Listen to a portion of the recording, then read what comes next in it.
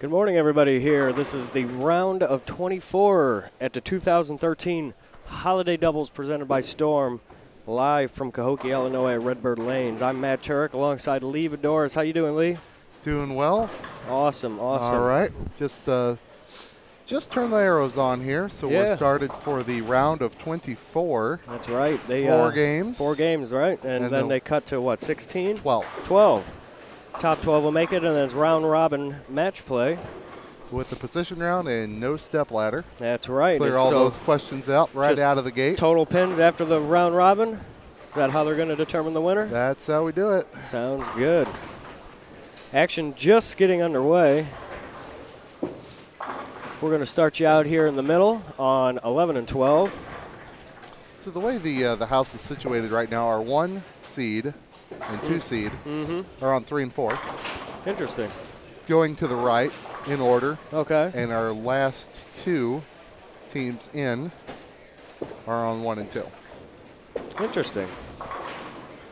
That looks, I see Adam Barta and Liz Johnson down there. They weren't the last seed, were they? They were 23rd. Okay. Tom Partle and Kevin Perkey were the number at 537 over. So my guess only missed by 180. I know. I was wondering. We were talking about that. I threw away the sheet that had all of our guesses, but I was pretty close too. Scores were surprisingly kind of low on Saturday, were they not? I mean, there were teams that ran away, but you know, some of the teams that kind of died off, and we expected it to be pretty high, but it wasn't the case, was it?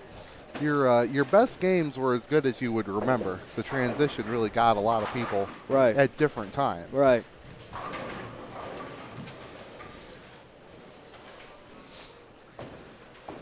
So action underway.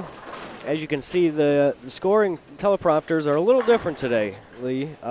Just 2 teams on a pair? Yeah, 2 teams on a pair, and instead of crossing with your partner across from you, your partner will stay on the same side. That'll help us out. Most definitely, especially trying to keep track of team totals.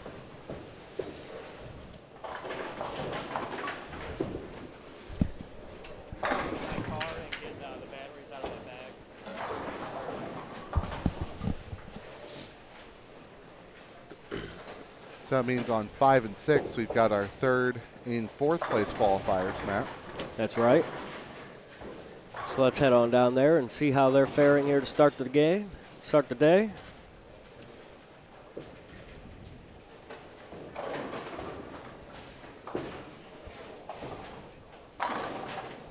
Find Chad Kloss and Eric Fritton in the matching pink shirts. Now here's a question for you. Are the total pins going to carry over after this 4 rounds? Everything carries over, all tournament long. Oh, sounds good, sounds good. So those guys that are on top kind of have an advantage, and the guys down there on the bubble that just made it in, they're going to have to really work to. But we've got a very bunched field. You're just trying to get to the top 12. Sure. If you're below that number at the moment. Then you've got the whole afternoon to make up the rest with the bonus pins, 30 bonus pins. Right. For each match won.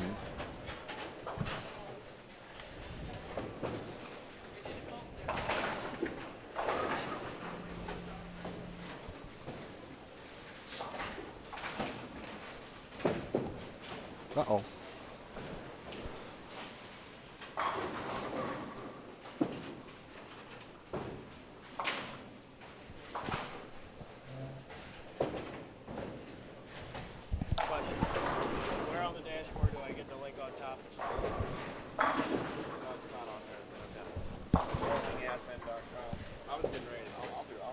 Okay.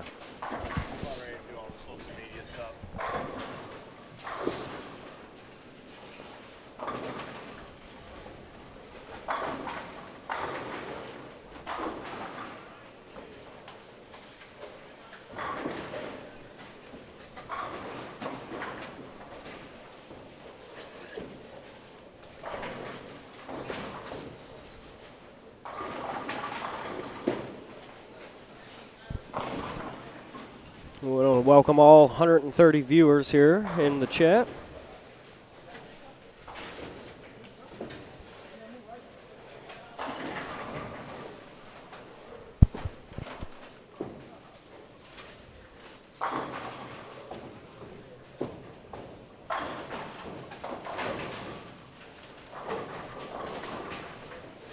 We also want to welcome the one and only Mr. Mike Flanagan.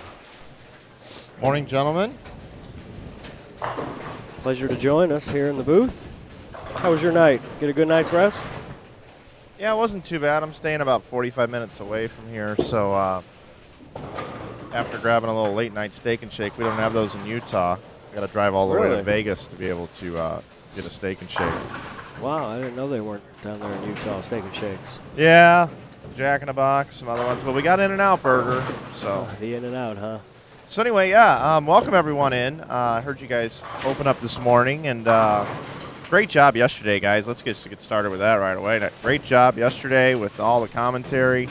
Had an opportunity to listen in a little bit last night while I was bowling, and I got to tell you, after bowling 9 games yesterday, yeah, I've never felt so worn out in my life. I thought webcasting was hard, but puts things in perspective sometimes when these guys are out here competing.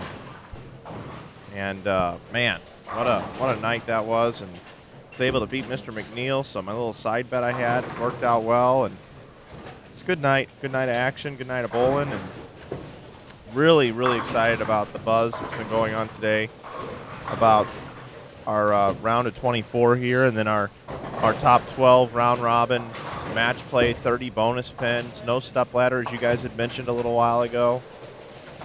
And I was looking over this field, you guys, and really the glaring stat for me is 8 teams made it from every squad in this tournament. There's 3 squads that competed, 108 teams, and 8 teams made it off of A squad, 8 from B, and 8 from C. Really? And we were expecting a lot more from the C squad yesterday. Right. With such a stacked field. We were expecting almost 10 teams to make that, yeah, just from that squad alone. And I bowled C squad, and I personally think that that because the oil didn't sit for very long, yeah, it was the only time that the lanes were re-oiled and then turned right on. I personally feel like last night, and I'm not saying this just because I was on the squad, but I do feel like last night's squad was a little bit of a harder condition. Yeah. And you're going to get that sometimes. It's no big deal. Yeah, we were talking last night, Dennis and company were talking about how on these old wood lanes, when you strip and re-oil so often, that sometimes the wood doesn't get as clean. And they were wondering if that had any type of factor with how the shot played for C squad yesterday. They were saying that in a house like this that is usually oiled, once a day, being oiled twice at least in the same day. Now, Mike, the oiling for this squad was done this morning. It finished about 20 minutes ago. Okay. So the more of the same. More of the same. Yep.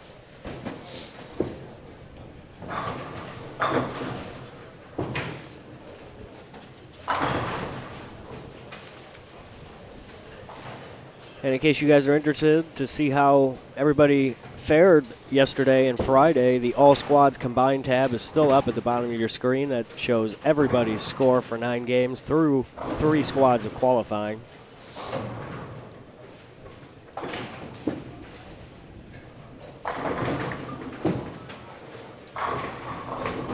See Mr. Tommy Jones. Well, that was delayed.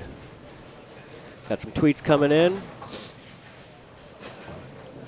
Don't forget to tweet us with the hashtag Inside Bowling. That's the quote of the morning. Mr. Tommy Jones, oh, that's delayed. Oh, man. This round they're going to bowl 4 games and then cut to the top 12. Hey, I'll tell you what I like to see here is Eric Fritton and Chad Kloss wearing the Bowl Strong T-shirts that they purchased yesterday. Yeah, that's awesome. Jeff Carter ran a raffle, sold T-shirts for his cancer Bowl Strong. Pitch. And these 2 guys said, "Hey, let's just donate to this thing and let's wear these things tomorrow and match." Yeah, I hate to start this, Mike, on a little bit of a somber note, but Chad came up 5-10 minutes ago, and obviously this weekend last year was very emotional for him with his father, and he wanted me to shout out for his partner, who sadly his father passed away overnight. Really? So he is. Fritton's father passed away? Yeah. So he is bowling with a very, very heavy heart this morning. He wanted me to shout that out for everybody. Cow. I know. That's a So, terrible thing. so yeah, let's talk about this for a minute. That might be part of the reason for the shirts. You didn't give me any more information. Chad Kloss and Eric Fritton here on lanes Yeah. 5 and 6. That's Eric bowling now. The left-hander. He last year, Chad Kloss's father was not doing well, and he was in the hospital and had an opportunity to watch Chad bowl on this webcast, and he passed just a couple days later. And this was the last time that his father got to see him bowl. And then you're telling me this morning that his partner now this year, one year later, Eric Fritton's, almost to the day. Eric Fritton's father passed away last night. And we're really sorry to hear that. Eric and Chad are a couple of really great guys. They come down from Wisconsin, and extremely sad news this morning out of the Fritton household. Our prayers and condolences go out to the Frittons. He's got a good guy to lean on today. In Chad. That was hard to hear.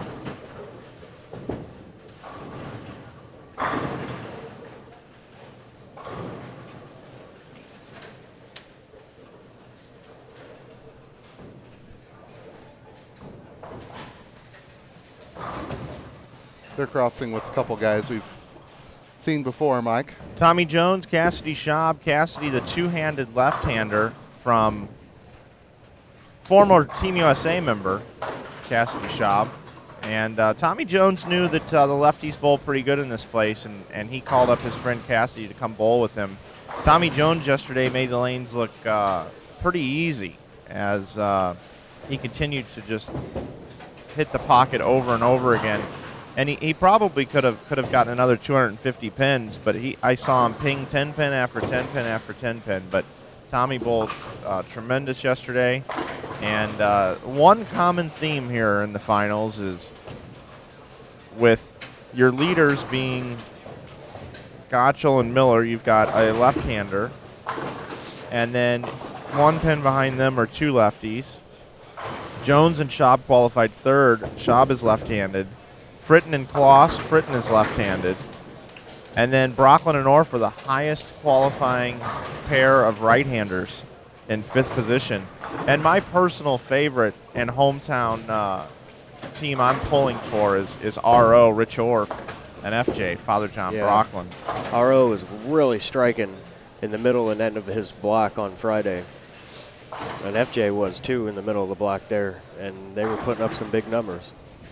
They're off to a good start so far in game one, boys. Out of the 48 bowlers here, do we know how many are left-handed? Can we get that stat sometime this morning? All right, Mike. Yeah, you got can I borrow that notepad, Sure Mr. Turek? And most of the, Friday night, Mike, we only had 3. So most of the left-handers here had nothing to look at if they came down Friday night or if they watched us. Mm-hmm. All right. We do want to, a couple housekeeping notes, support the PBA Tour. Today the World Championship Major is on. It's a great show today on ESPN. Definitely want to watch that while you have us on your computer. Or maybe stream ESPN on your computer and watch us on your big screen. There you go. I like that. Sounds like a good idea. Got the old Watch ESPN app and Inside Bowling. What more do you really need? Inside Bowling. You need Courtney Crape. Yeah, I was just going to say that. Lanes this morning look pretty good, actually. I'm looking around, and I'm not seeing too many missing of the head pins. I realize this is the top 24 teams. But some elite players here. I see John Heath here snuck in. See him down on lanes 23 and 24. Did you guys see that 4-pin slide almost to the 5-pin spot? Yeah. Wow. Zeke Bate is here. DV Bate. Mike Wolf, Brett Shepard, Tom Adcock, and former Masters champion Jason Queen. That's a couple of right-handers that made it in today, a couple contrasting styles.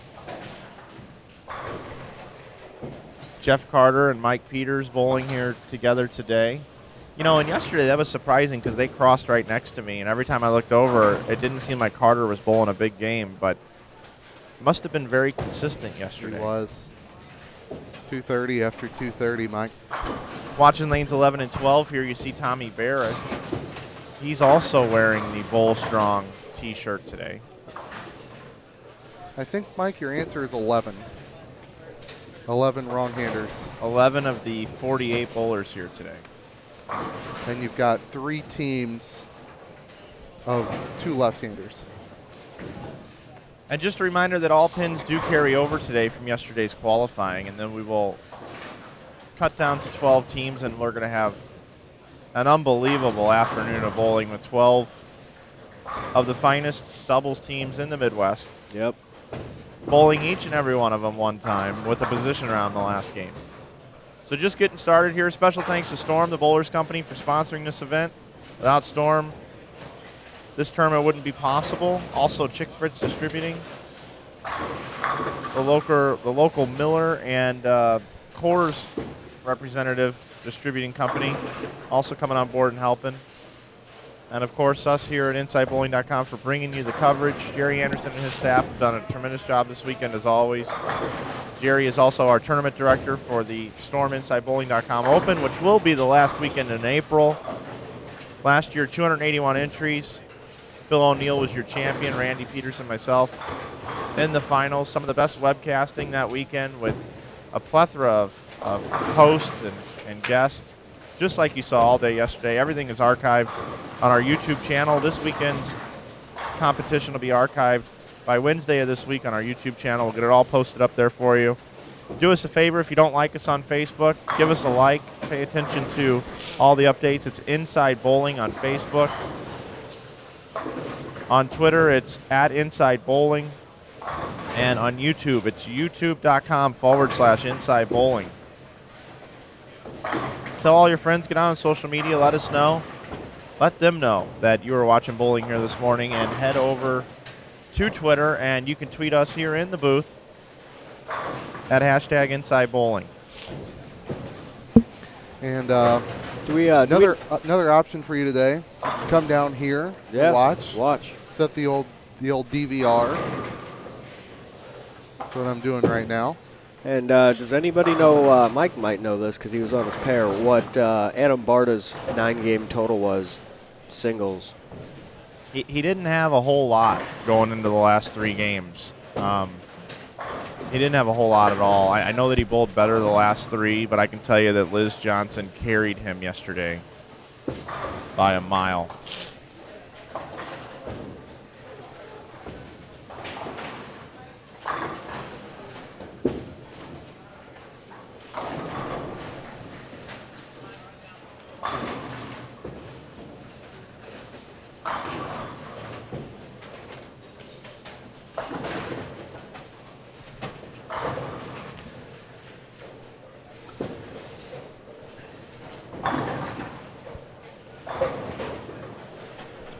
Pretty good group of 4 bowlers here. We're watching the 19 and 20, which means these guys were 17th and 18th. And they've got a PBA title, a Peterson title, and probably a whole bunch of other titles to their credit down there, just on that group of 4. And they're not moving the same way. Left will move left, or right will move right, but I'm not sure how far they're skipping. I'm not sure either. We'll find out. And those of you that are watching this morning that have been sharing and letting people know about our webcast this morning, I thank you. I thank you very much. And it really makes you feel good when you go on Facebook and you go to lay down at night and you see all the different posts throughout the day that you didn't get a chance to see as you're competing or helping with the webcast. And just want to thank all of you for sharing and telling people to come over and watch this event this weekend. Without you, this wouldn't be possible, and we wouldn't want to continue to do it. So pat yourselves on the back this morning. Just an example, Cliff Barnes sharing the link, letting people know about what's going on here today. And if you don't know, Cliff Barnes operates one of the largest pro shop chains in the country. He's a friend of ours here at InsideBowling.com, and we really appreciate the support that you give us, Cliff.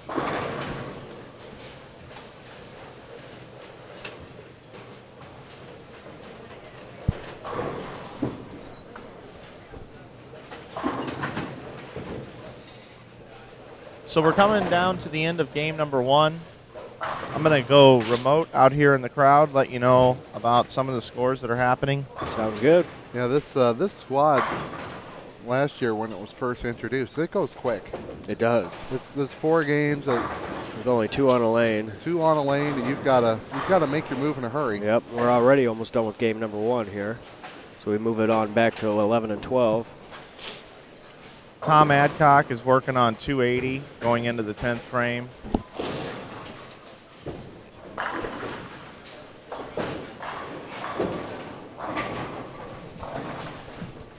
We've got a couple of folks that have them all down on the low end of the bowling center.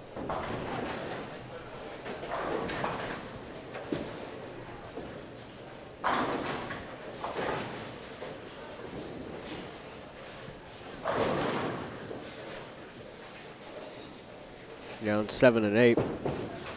The D bowler. Is that FJ? No, that's the other. It's the other side. It's Tony Lambert. Okay. Tony Lambert actually was the leading individual yesterday. He had the highest block out of any competitor here in the tournament. Yesterday, Lambert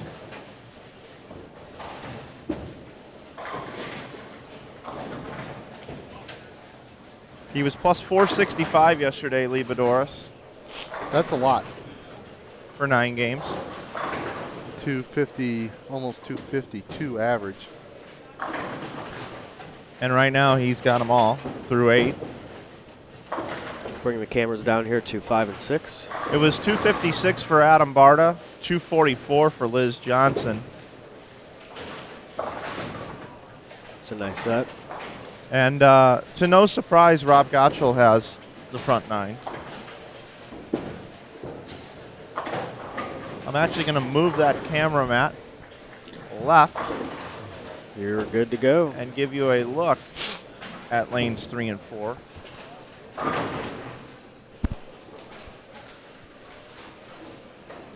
Should be good to go. Rick Miller just finishing up here. Yep, as he carries that strike. 237 for Rick Miller. We've got severe thunderstorm warning. Referring to the black cloud that for some reason had occurred during qualifying quite often here. It did. Early, late, often, in the middle. There was about, what, 5 people who managed to evade it? Yeah. Out of at least 20 people at the front 9. Yeah. George Gohagen, 217. Anthony Pepe, possible 259, got the first strike into 10th frame. But we're looking at Rob Gotchell now. Rob bowled 299 and 300 yesterday, along with 288. Now up on the front 9, looking for 10. And leaves the 4-pin, so it'll be 279 for Gotchell if he can spare strike. I'll readjust our 5 and 6 and we'll take you on down to 11 and 12 here.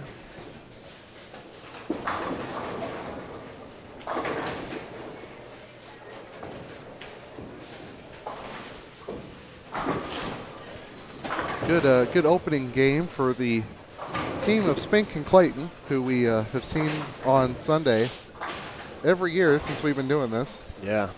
What Cody had 227, yeah. 227. Danny has 268 off his fill shot. And he's up now on 16 and leaves a 7-pin. So kind of bounced off the sidewall weird. 494. Nothing wrong with that. Not at all. It's, what do you see on the high end, Eagle Eyes? Not much. The team of Bradshaw and Griffin's going to be under 400. Wow. The team of Valenta and Bittenbenda going to be in the shot 410. Cassidy Schaub, 247. Tommy Jones, possible 235 up here in the 10th frame on lanes 5 and 6. Tommy Jones, there's another one of those ping 10 pins that I've seen a lot of those. He's been leaving a lot of those. Yeah, yesterday he did. See Rob Gotchell on the left side, leaving a 10 pin there to finish his score. Yep, 78. Brockland is going to be in 212 with the last shot in the 10th here. Richie, 279, possible max score RO this morning with the old 279er left in him. The king of Oakland, his team, Dupre Dickey, 383. Kogaki and McCune, 406. Hey guys, got Adam Barta here this morning. Adam, you guys got off to a pretty good start this morning. 500 on the nose, right? Yes, 500 on the nose, and Liz and I pretty much agree that we're probably going to need every bit of 500, if not right around that, every game to have a chance to get to the top 12. I mean, these guys are on the top 24 for the reason, so it's time to play catch up and get 500 every game. Now, yesterday I crossed with you. You did not have much on the fresh. They were pretty rough out of the gate. And today you opened up with, was it 256? 256, yeah. Watching Liz play yesterday, and I didn't do it until too late in practice that I tried to kind of play out where she was and just didn't match up right away. And with 10 minutes practice and having a better idea how to play the lanes, worked out. So we'll try and make the most of it.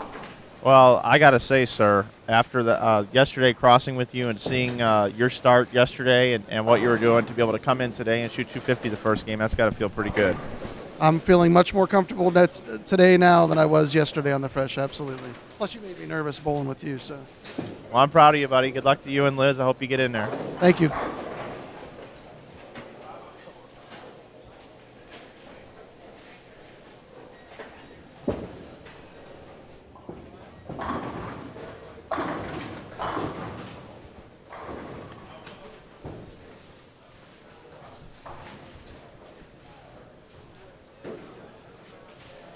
Bowlers are shifting around the horn here.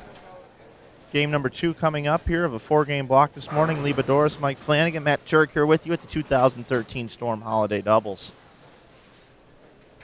You heard Adam Barta talk to us about needing to shoot 500 each game. That's a bunch. They did it right on the nose that game. Trying to get into the top 12 here this morning. 24 teams cut to 12. 4-game shootout. Pins carry over. I'm down on lanes 21 and 22, taking a look at some of the action finishing up the very last pair from game number 1. It was 245 for Jason Queen and 279 for Tom Adcock. There you go. Yep, we just had a question in the chat about those two.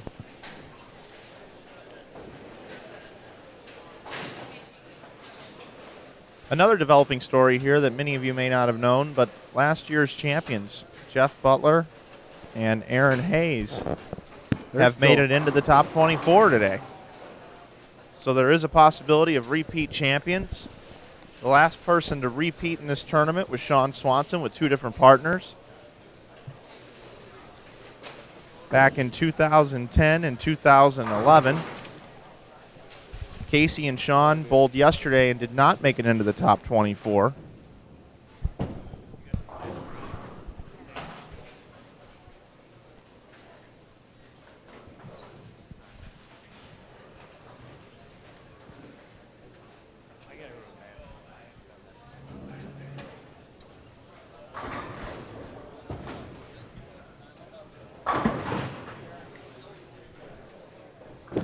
$11 and $12, Mike. We have GG3.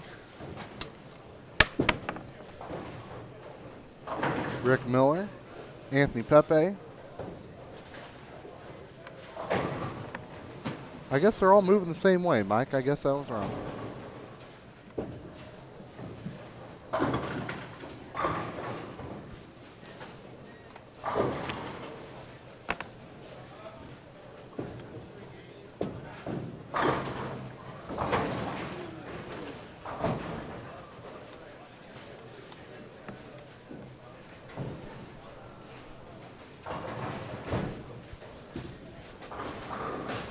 I'm back with you, Lee. I had my batteries on my headset went out. tell you what, we've gone through some batteries. I'll tell you, I think that we need to find a battery sponsor here for Inside Bowling. Send us a couple packs and promote their product. And yeah, those of us that don't have headsets up in the booth and walk around with the wireless, or just even folks that are working on our tournament staff, they've all got earpieces in and they're listening to the broadcast. And we go through 2 AA batteries per headset per day, and we've got about 8 of these things. So 16 batteries a day, and the Energizer Bunny, we've got a little extra appreciation for him, and the Duracell Copper Top. What's going on in the chat this morning? Got 239 viewers, so it's up 100 in about a game. Like to see that. Well, a little social media push out there lets people know, and if you're out there watching, want to give us a plug, we'd appreciate it.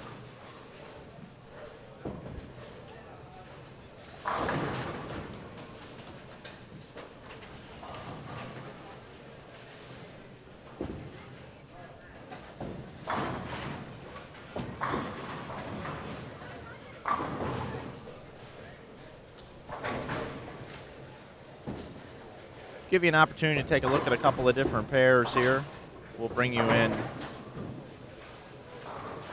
lanes 11 and 12 and 19 and 20. Looks like our zoom is a little off on 11 and 12. I'll see if I can correct that for you.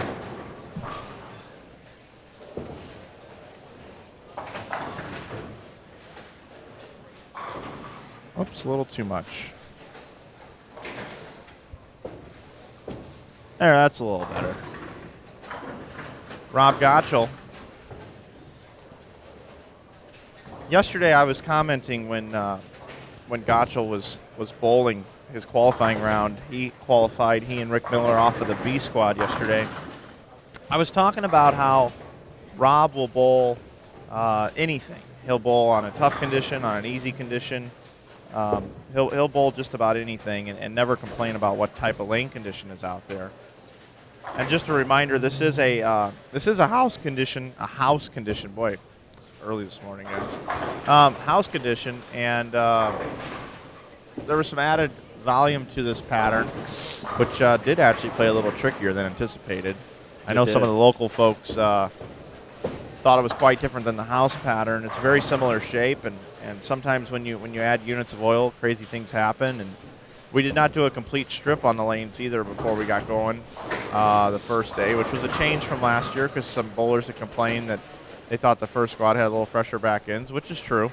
And then the more and more times you oil the lanes, the less the back ends are squeaky clean. But that's a moot point now. But back to Rob Gotchell, he basically looks at what first prize is and what kind of tournament it is. And if it's on a house pattern, he puts his house equipment in the car and gets in the car and goes and competes at the highest level. If it's on a tougher condition, he puts his stuff into his bag that he needs for a tougher condition, and he goes and competes at the highest level. Lane conditions do not faze him or matter to him whatsoever, and there's not a lot of guys out there that feel that way. And that shows how versatile he is.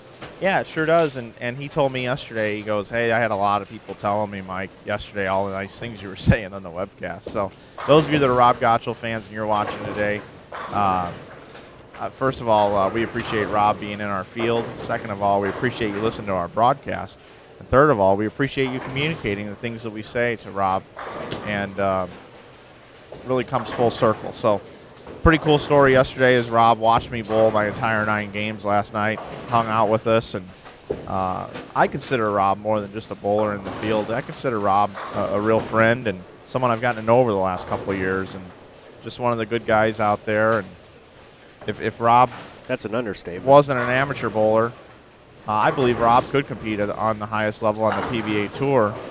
It might take him a little while to get accustomed and adjusted to some of the things out there, but Rob is one of those guys that you could see compete out on tour and win a title. There's a good question in the chat here. Does a house shot even the playing field?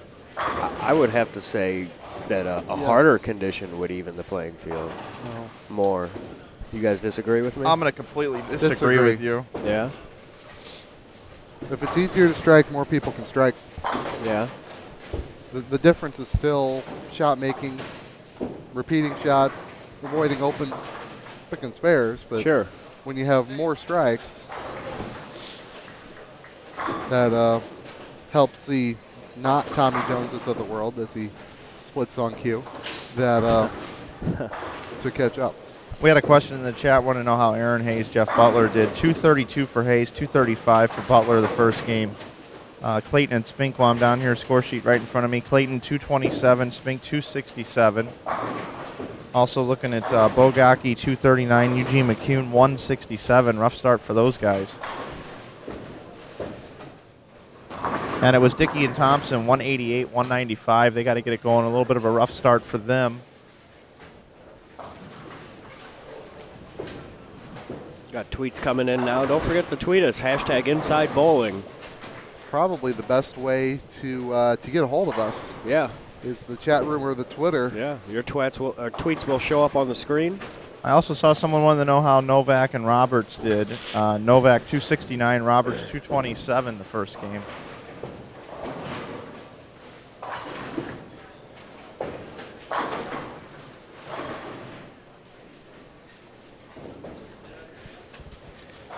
Another question in the chat, Mike, while you're out roaming. One of the more popular people here this tournament, the King of Oakland. How did he do? That's Dickey. I just gave that report. Okay. Dickey and Thompson, neither bowler bowled 200. I believe it was 198, 185, something like that.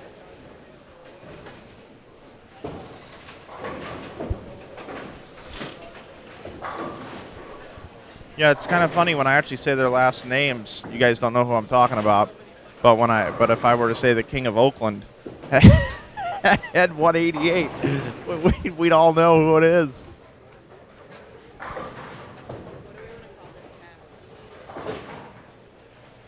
Round of 24, game 1. Round of 24. You could probably just put round of 24. Round of 24.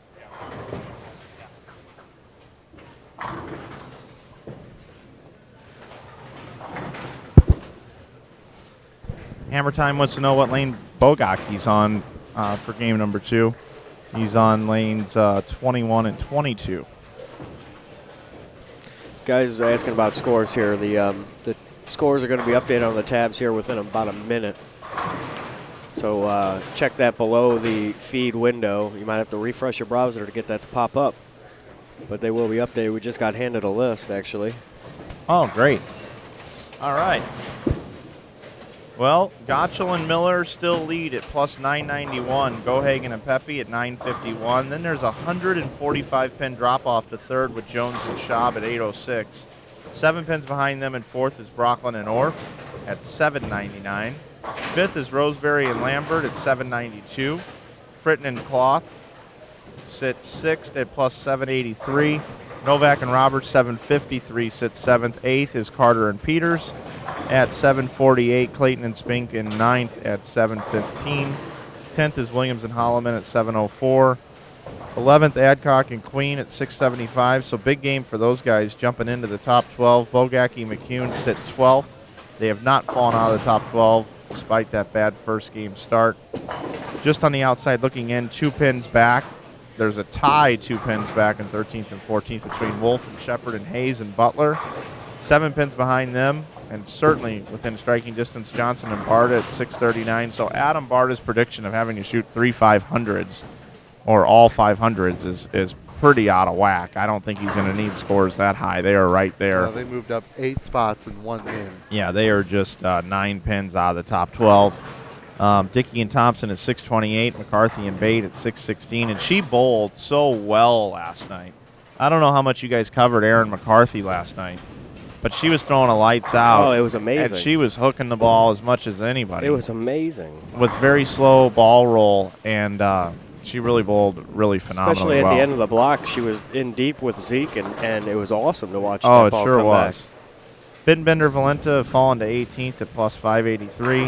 Barish and Parlow at 576. Heath and Jones at 572. Bradshaw and Griffin at 557. Barrett and Pierce at 548. Kroll and Nelson sit at 545, and Perky and Partle at 520. So right now 12th place is 648, and 24th place is 520 over. So let's look at after one game here, Mike. Adcock and Queen moved up 8 spots. Barta and Johnson moved up 8 spots.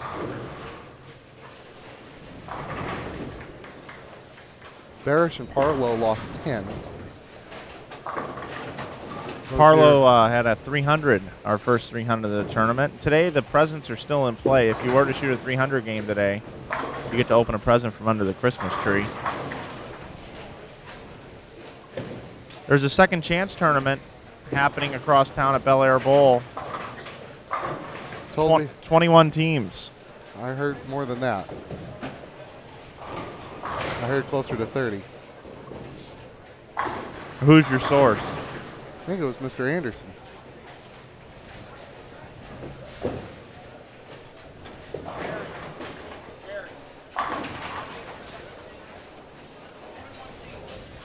$21 teams for the second chance tournament.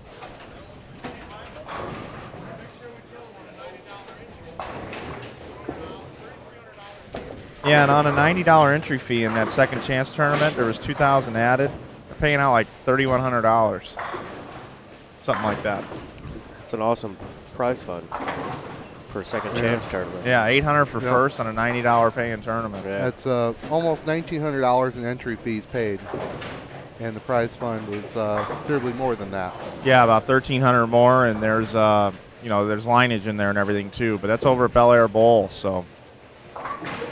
Bowlers over there taking advantage. 108 teams shoot up here, 24 here this morning, 21 at the second chance tournament. Everybody else has gone home or they're watching football today. Or they're watching us. Could be watching us, absolutely. George Gohagen III is throwing the hypercell now.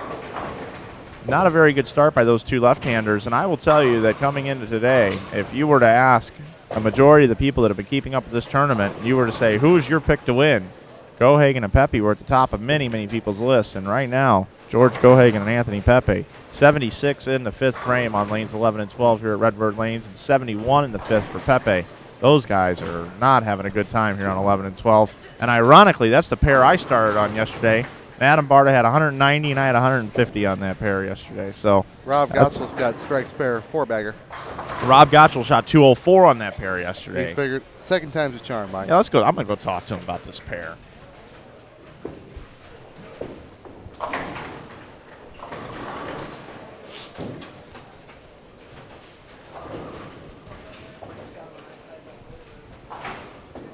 Hey, Rob, this pair, we talked about this pair 11 and 12 yesterday. I started on this pair. When you came across the house, you bowled 204 on this pair.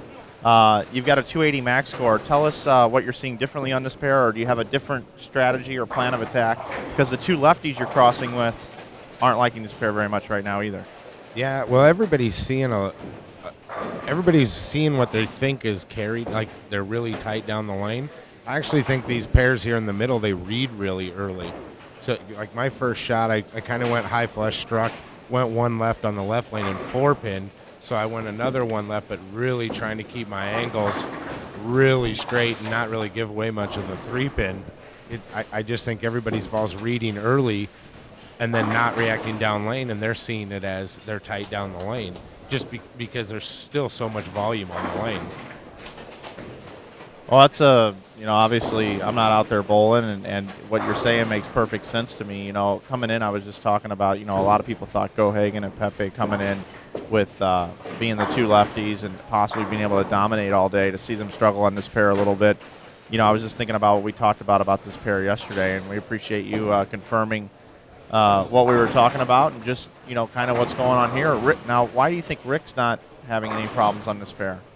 Well, they're using, like George was using some balls that roll a lot earlier. Rick's using a little, a high road pearl, stores a little more energy. So I think his ball's retaining more energy through the front. And, I mean, Pepe's ball's doing the same thing. He's just made a couple bad shots and paid maximum penalty for both of them. Thanks, Rob, man. Keep it going. Thank you. So that's some good insight on what's going on down here on 11 and 12. And that's a great point. George is using a more rollier ball. He's using a hypercell. And, Rick Miller's using a high road pearl. So appreciate Rob for giving us that insight. Yeah, Mike, George, one of the most impressive things I think he said about his great set yesterday, he brought 13 bowling balls with him. He used 9 of them. over the 9 games. Pretty much if he didn't strike, he switched. Ball a game. And there's a look at Aaron McCarthy on lanes 5 and 6. That's a triple for her. Her partner, Zeke Bate, crossing with Tom Adcock, Jason Queen.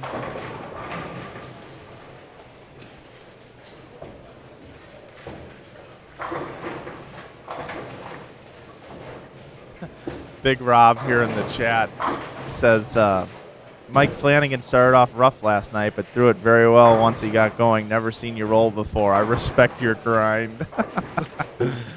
Well, hey, thanks. Yeah, it was a rough start. I started on this pair 11 and 12. And it was just a rough start. I was playing too far right. I should have just started 20. But hey, that's okay. This isn't what I do for a living. I'm not an amateur bowler. I just, every once in a while, throw the rock around a little bit, and it was fun to compete in a tournament.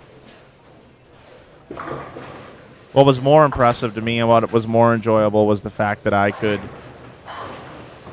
bowl the tournament and rely on you guys to run the booth. We had a lot of fun doing that last night, Mike. Everything ran great. Had great commentary from Dennis Hecker and Rob Gotchell up here. George Gohagen III was an awesome sideline reporter. Yeah, if the PBA wants somebody to do interviews for one of their shows, yeah, George Gohagen. George is it. For sure.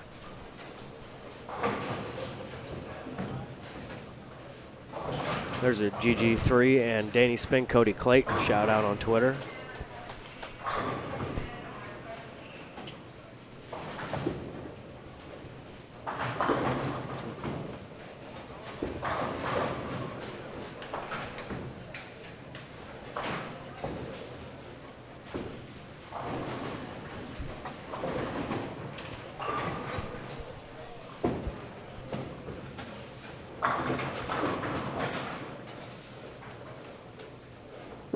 Halfway through game number 2 of the top 24, round of 24. They're just bowling another 4 games here in the semifinals. Pins carried over from yesterday. After this, we'll take a short break, and we'll come back with the top 12 bowling each other head-to-head in round-robin match play. 30 bonus pins to each victory out there.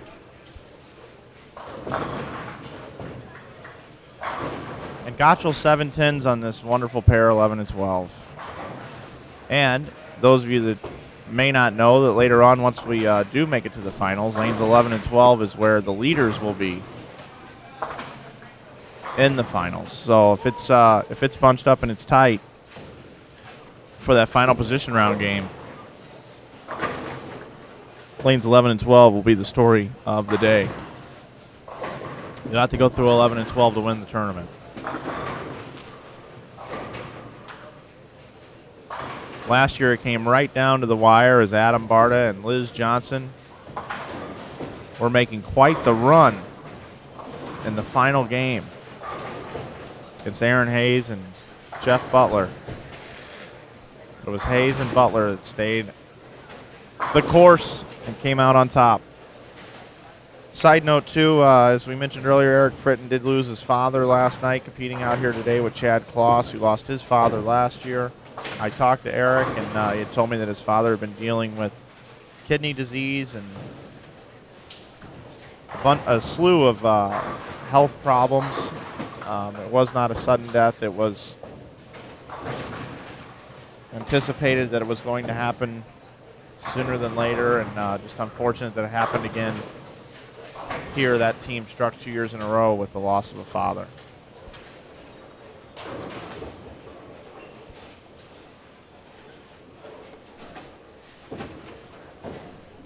Adam and Liz.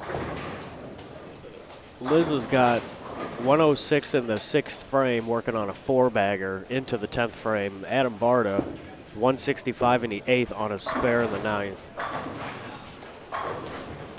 They're on lanes 9 and 10 currently.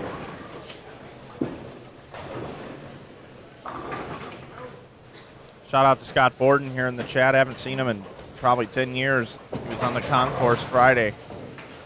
And it was good catching up with him. Would have liked to spend a little more time with you, but good seeing you, buddy.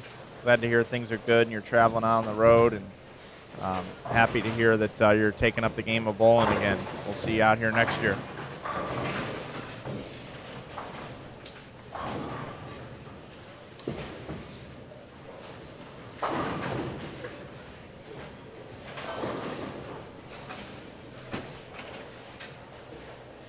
So George can strike out for 216 here on 11 and 12, and now Pepe, with that 7-pin, can only shoot 189. Rick Miller, a possible 244, and Rob Gotchell, a possible 236. Got another Aaron request, so we'll split it up. 5 and 6, there you see him. Her partner Zeke Bate. So we watch Rob Gotchell, GG3, Anthony Pepe finish up their game on the right side.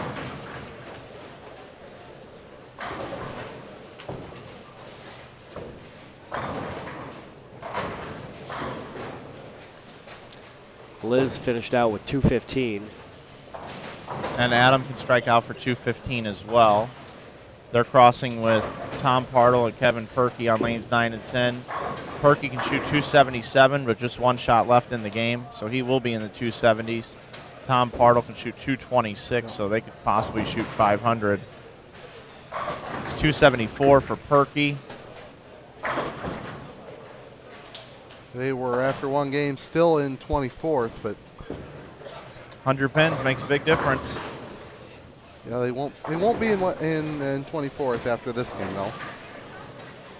I mean, the difference between 12th, Mike, and last, only 128 pins. That's tight. And Derek Roseberry has got 4 in a row from the 5th through the 8th. Can still shoot 258. They're on 15 and 16.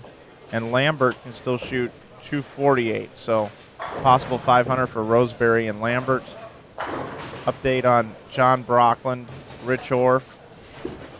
John's up in the 9th. They can still shoot. He can still shoot 230. Rich Orff, after opening up with 270, can shoot 257 through 8.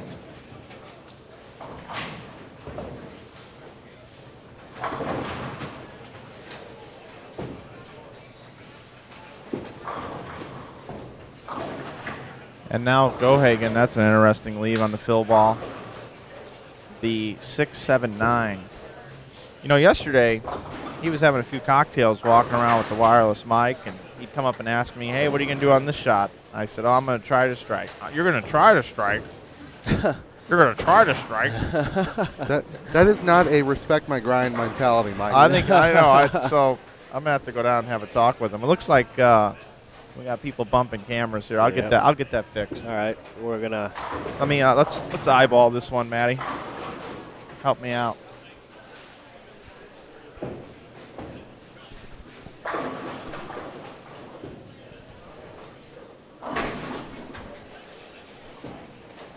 Other direction.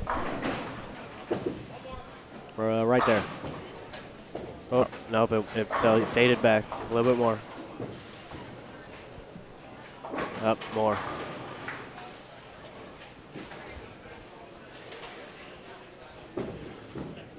Back the other way, halfway as much. Right there. That's good. Well done. In front of us here, Matt and Mike, 13 and 14. Cassie Schaub, 269. Tommy Jones, $1.50. Did not like 13 and 14. What did he do? He put $1.50 on the lane? Yeah. Hey, Aaron Hayes says, screw it. I'm just going to put my coat on. I'm leaving. No, he's taking it off now. Hey, Aaron, how you guys bowling this morning? All right, we struggled a little bit that game with Carey. Jeff left back-to-back 8s or 9s. I left a solid 10. So could have used a little better game, but we got 2 left. We got time left. Were you guys on the left or the right here? Right. So 224, 184 for you guys? Yeah, settled it. Not a good one at this time, but we got 2 left. We can still do it. Yeah, actually, scores are pretty bunched up, so you know, don't get too amped up or anything here. Just bowl your game. Appreciate it, Mike. Hey, Mike, where's his golf glove? I don't know where his golf glove is actually. Well, he put his coat on, so I don't know if what he was doing, but All right. I don't know if he was leaving or what was going on.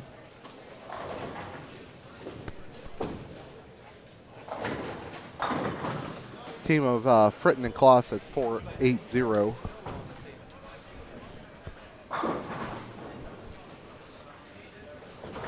Bokacki and McCune 57 and 59. Very, 257, 259. they were still the number, Mike, after one game, so that is a big game for them.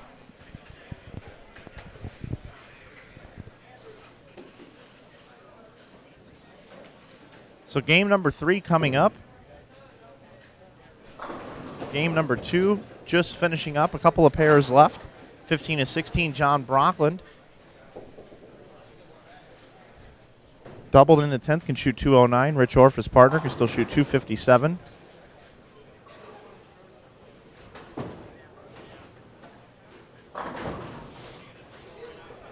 And right now, if you were to say the lefties are running away with it, that's not necessarily true because Gohagen and Pepe bowled 402 on lanes 11 and 12. Coming over to lanes 11 and 12, Tim Barrett and Scott Pierce, Mike Wolf, Brett Shepard on our featured pair. Down on lanes 5 and 6, still finishing up, Tom Adcock and Jason Queen. Adcock in the 10th frame can shoot 214. He'll be up in the 11th. Aaron McCarthy has got quite a string going here, 7 in a row. Zeke Bay can shoot 234. McCarthy can still shoot 247.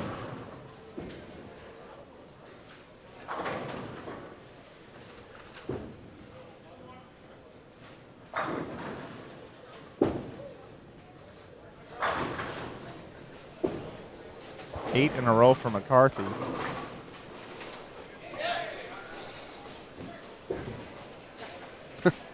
Rich Orff just tripped a very, very, very, very late 4-pin. Didn't even know it fell, turned around, acknowledges the crowd. We told him that he struck. It's good to see Jeff here today, too. I think he announced at the very end of the evening last night, Matt, that they raised about $1,800 Yeah, in that's change awesome for that charity. for the Bull Strong Yeah. Cancer Research Charity. I know I bought a shirt and supported him.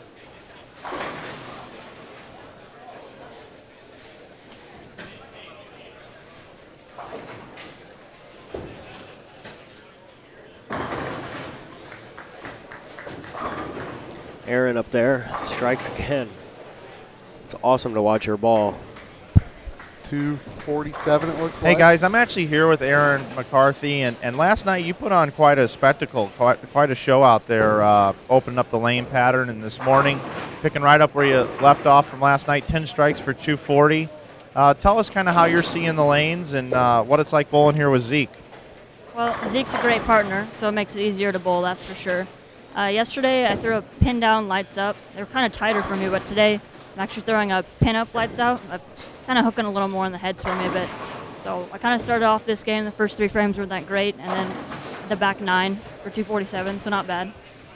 Now, what's it like coming out here competing against all the guys? You and Liz Johnson, 2 females in the field today. What's it like competing with the guys? You enjoy it? Definitely. I mean, it's a different atmosphere than competing with women, so it's more competition in my opinion and just better practice. Well, Aaron, I know you're going to keep striking today. I hope you and Zeke can get in the top 12, and we'll see more of you later. Good luck. Hopefully. Thank you. It's Aaron McCarthy. You heard him.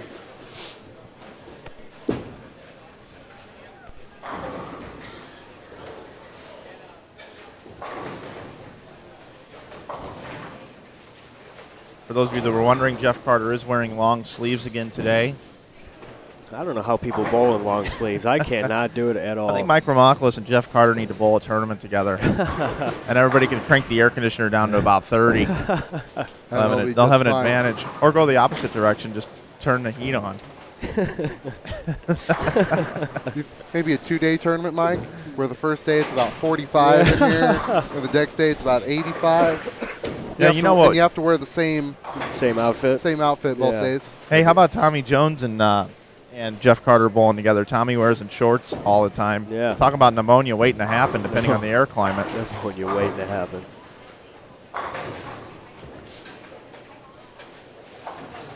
Oh. Yeah.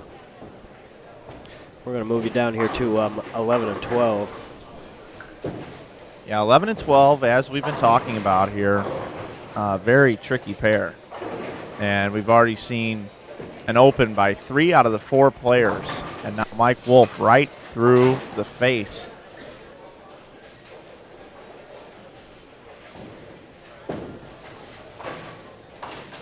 Already more than halfway done. Yeah, this is going through quick. This cut squad, round of 24.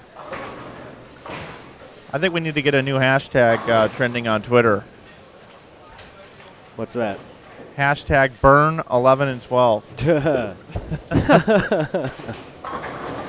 Call me crazy, Mike. I actually like that pair in this house. You would. I would. You're left-handed, though. Hey, Gohagen and Pepe are averaging 2-0 on it today. Yeah, so I guess your handedness doesn't matter on that pair.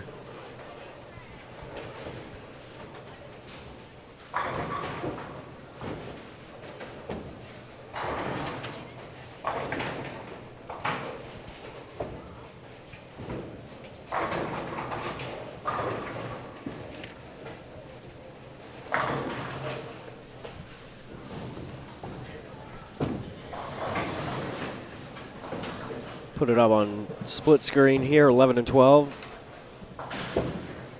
19 and 20.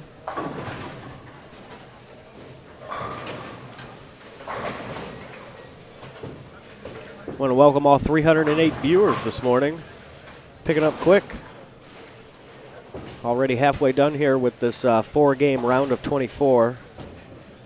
Yeah, it's the Storm Holiday Doubles here in Cahokia, Illinois, just on the other side of the river here in St. Louis. Mike Flanagan, Matt Turek, Lee Boudouris here bringing you the action. After these 24 teams finish their round of 4 games here, the pins do carry over from yesterday. You can see your standings down below on the tabs.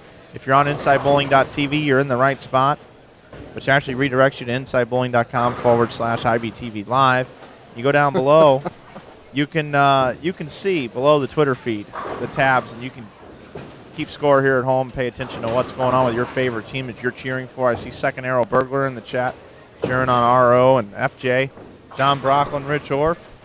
They're down on lanes 23 and 24 right now, just early underway, game number 3 of 4. There will be a short break. I believe they're going to re-oil the lanes. You are correct. And we'll get a fresh condition for 12 games of round-robin match play, taking you through about the 5 or 6 o'clock hour here this evening. No step ladders, just the round-robin match play and total pins from these 108 teams that competed over 3 squads, 36 teams each squad. Friday at 7, Saturday at 9:30, and Saturday at 4. Brought you over 25 hours of live streaming coverage. It'll be archived on our YouTube channel later in the week. And we appreciate you spreading the great word of bowling and letting people know about this great tournament. And we appreciate you giving us the opportunity to bring it to you live here on our InsideBowling.com webcast. And a plethora of guests yesterday. A lot of great informative information you do not want to miss. If you missed yesterday, you want to make sure you go back and you don't miss it on YouTube when we get it uploaded here this week.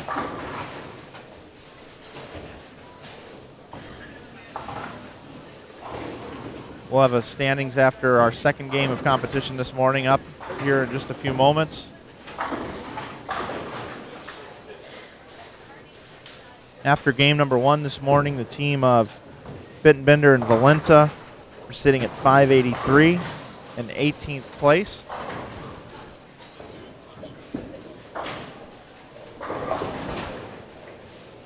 Game number 2 was 216 for Shea, 244 for Valenta, 460.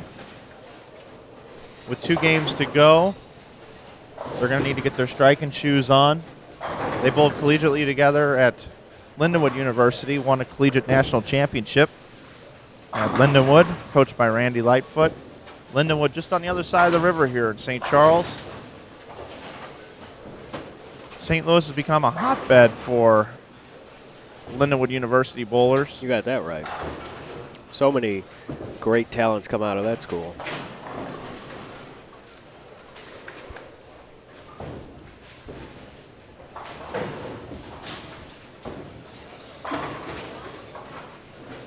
So real quick, I'm going to switch gears for just a moment, as we do quite often. And I'm going to fig jam for a moment. Today I am playing in my fantasy football finals. And I had no business being in the finals of my fantasy football league. I didn't put my lineup in some of the weeks. I had Rob Gronkowski on the DL for a while. I've just been so busy. But I've kind of dialed it in here the last couple of weeks, and I've made it to the final. I know Steve Orff, who's watching this webcast today, and Chris Bailey, who's been with us this weekend. They're both in my league. And pretty awesome. Playing in the Super Bowl today, guys. Against who? Who's your opponent? A team called the Wise Ones. I don't think it's a bowler guy, but he just happens to be in our league. But my team today is led by Ryan Fitzpatrick of the Tennessee Titans. I had Aaron Rodgers, and I know that he's starting today, but I think I'd rather have Fitzpatrick today with Tennessee than Aaron Rodgers coming back after injury against the Chicago Bears. There you go. If ACT scores counted for fantasy points, you would win. Yeah. There you go, Flush STL. Danny Spink, Dean Richards, Brett Cunningham, Brad Miller, just some of the names that come out of LU bowling.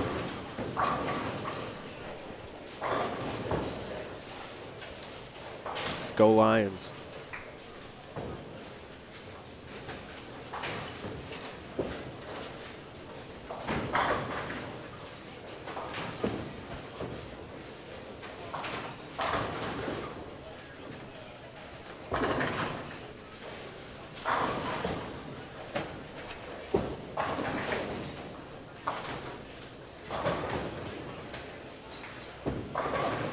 There's a good question coming through on Twitter. What kind of pins are used in the center? Are they the white ones? AMF pins or the Brunswick? They're Brunswicks. Okay. They're Brunswick pins, and nothing crazy. Just to let people know, Jerry here does all he can with the budget that he's afforded here. It's not an economical metropolis by any means here in Cahokia, Illinois. Not the greatest household income. There's actually a lot of poverty around here. It's not the greatest place to have a bowling center, but because of Jerry Anderson's leadership and his ability to draw bowlers from around the area and draw people in for big tournaments like this, and because of the person Jerry is, this bowling center is still open and thriving. We've got scores, Mike. After two, Gotchell and Miller plus 1,060. Their lead expands to 107. Roseberry and Lambert in third. Bracklin and Orff in fourth. Fritton and Clausen fifth. Almost 200 pins behind first. Tommy Jones and Cassidy fell sixth. Cut line, 12th place. Jeff Carter and Mike Peters plus 756.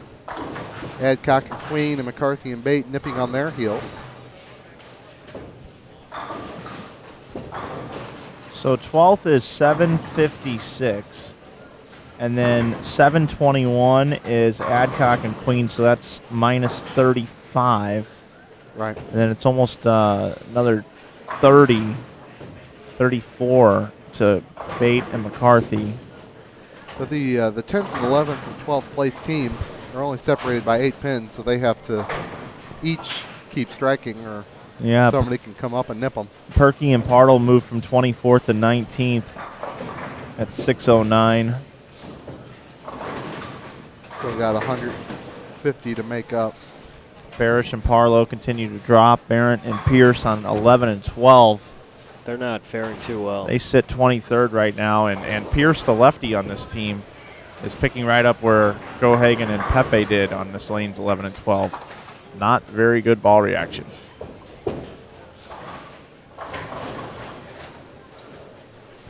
I'm going to go around the horn, give you some updates on what's going on about halfway through game number 3 here. Sounds good.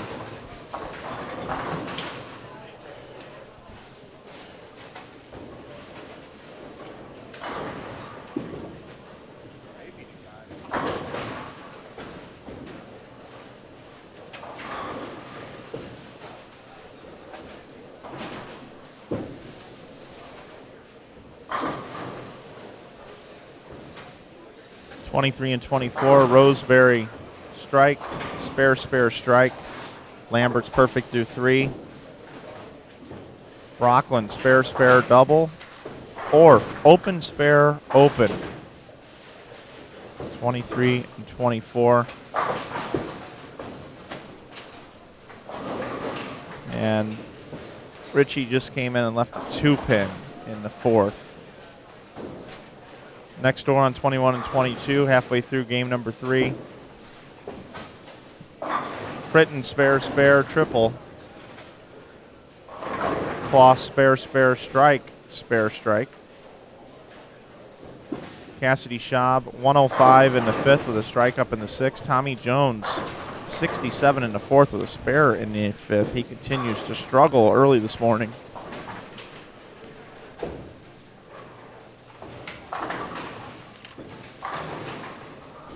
Not sure what pair you have up on your screen, but you might want to get 19 and 20 up. That's where we the are. one that's up.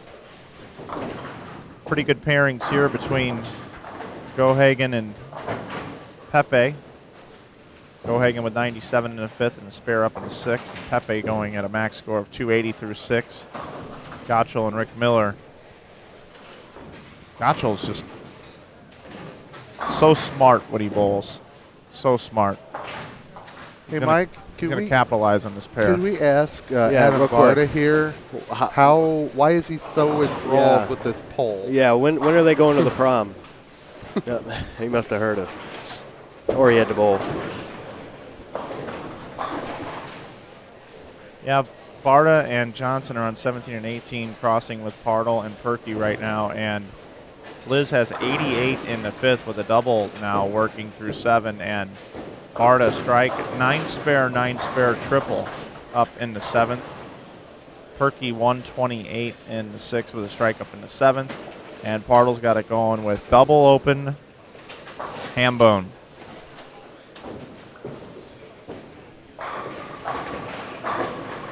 Haven't talked about John Heath and Aaron Jones very much today, but a couple of really great bowlers from a little further east than here and north. Chicago, I believe. Aaron Jones is from, and Heath, I believe, is from Ohio. A couple of guys that I've gotten to know from the TMBA days, the TMBA Reed Hawthorne Memorial Classic, which we will not be streaming this year, but go and support that event. Daryl Spider Houston and his entire team do a great job at that event.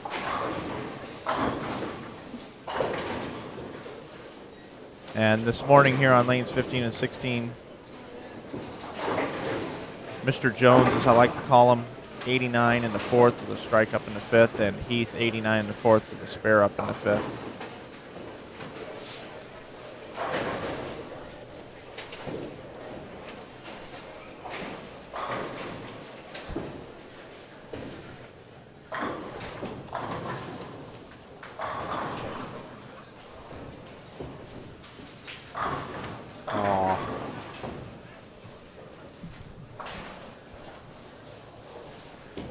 STL Hammer wants to know the dates for the IB Open. It's the last weekend in April. Whatever that is. 27th through the 29th, I believe. There you go. I'm looking at lanes 9 and 10, a couple of local teams. Shea Bittenbender can still shoot 247. He just struck in the 8th. Ryan Valenta can shoot 235. He'll be up in the 8th. Jay Bradshaw can shoot 237. Don Griffin can shoot 258. So Shay's trying to get it going this morning, trying to get a little juices flowing in his body.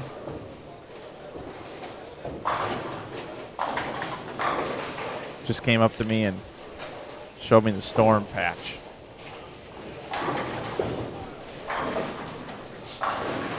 Even our soundboard, Mike, has a storm patch on it. Sure does. Sponsor the tournament. Aaron Hayes has just gone through the nose for a split. He's going to be in the 120s in the 7th. Cody Clayton has missed twice through 6 frames. He's still shooting the 260s. Danny Spink can still shoot 240. They're halfway through game number 3. And Aaron Hayes' partner, Jeff Butler, has 79 in the 4th with a double working. It's going to be a good look at Anthony Pepe on 19.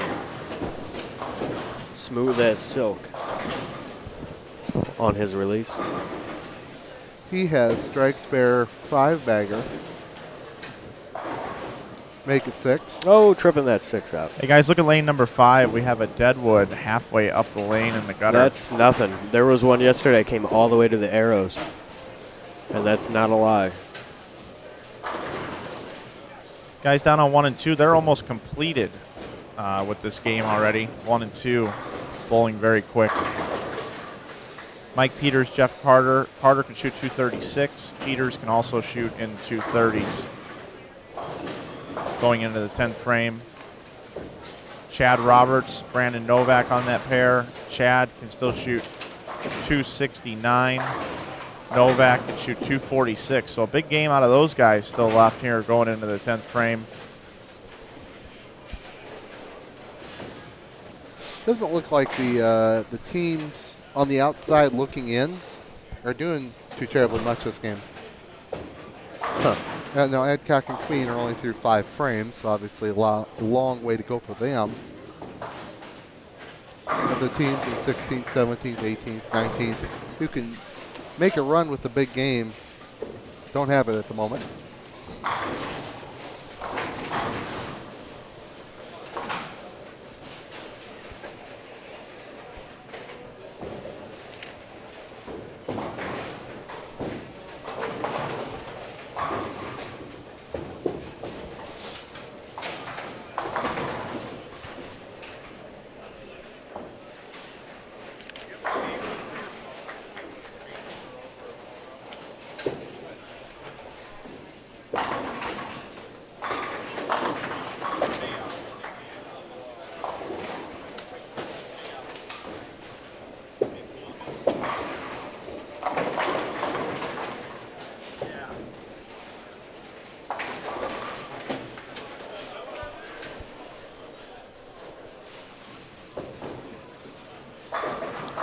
Move back down to 19 and 20. Rob Gotchell stepping on the approach.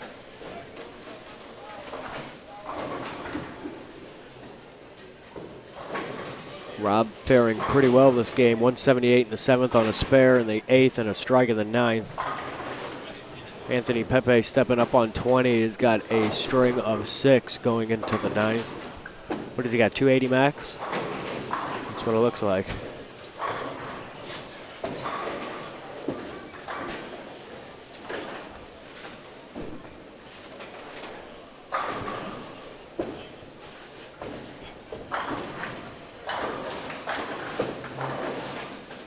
Smooth, man. Anthony can really throw that ball smooth. Yeah, That's how awesome. How good is Anthony Pepe? Yeah, it's awesome to watch.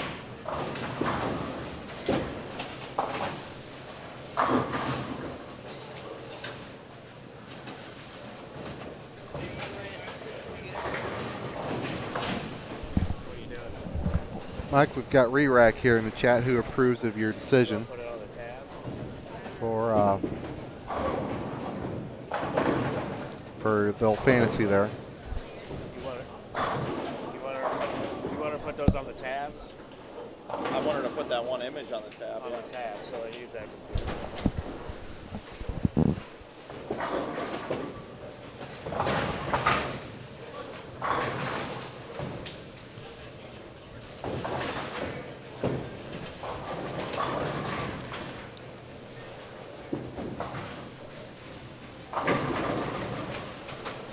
Got a shout out to Danny Spink on Twitter. Hashtag Inside Bowling. Don't forget to tweet. Keep it clean and it'll be seen. Hashtag inside bowling.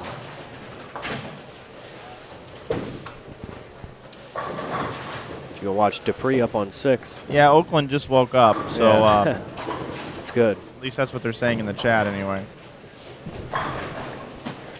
8:30 in the morning out there by the bay.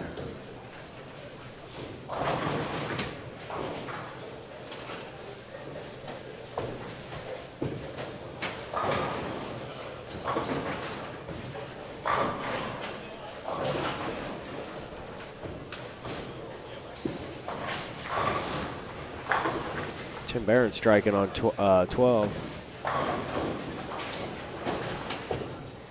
Yeah, and real quick, let's go over this 11 and 12 again, and let's just look at this little 11 and 12 pair again.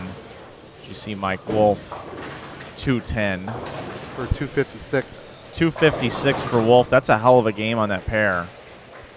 Brett Shepard can still shoot 201. Tim Barrett, 227. Scott Pierce is going to be in the 150s if he can double in the 10th. Very, very brutal to the left-handers, that pair.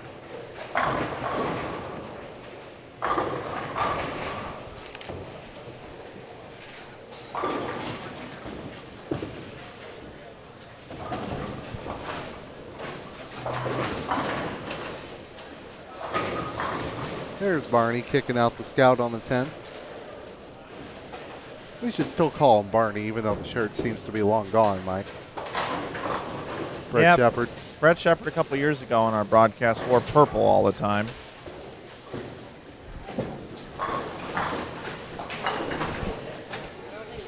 Hey, Mike Wolf. This 11 and 12 has been a real tricky pair. We've been keeping an eye on it. To shoot 250 on this pair is quite an accomplishment. I don't know if you knew that or not, but just wanted to let you know. What are you seeing on this pair compared to the other pairs? Anything differently for you? This pair starts to hook a little bit more in the front, so you got to go a little bit left, but it's a little bit tighter down lane, so you got to make sure you really get around it and kind of slow it down a little bit. Obviously, Brett's averaging about 305 every game this weekend, and he's bowling 2-0, so he had a little struggles with it too, but just kind of got to go a little bit left and be a little softer with it. Hey, how are things going at Wolf's Bowling Supply? We know you've made the switch over to Roto and Storm, and we appreciate that as Storm, but how's things going down there for you? We're good. We had a good holiday season. Everybody's kind of getting their presents drilled this week, so we've been a little bit crazy. Looking forward to a good 2014. With some of the new balls that are coming out from Roto Grip, it's going to be an easy sell again. We're going to be all right. You looking forward to the Tournament of Champions coming up here less than 30 days away or so? Yeah, I think we're kind of in the mood to bowl, get the year started right, start bowling a little bit. I'm not crazy about the move. I kind of liked Indianapolis, a little closer to home, and get back and forth a little easier, but we'll see how it goes. We'll be all right. All right, man. Well, you guys keep bowling well. You got one game to go. Hope you get in the top 12. Hopefully Brett bowls 300, so I don't have to work very hard. Right on. Well, update from Mike Wolf.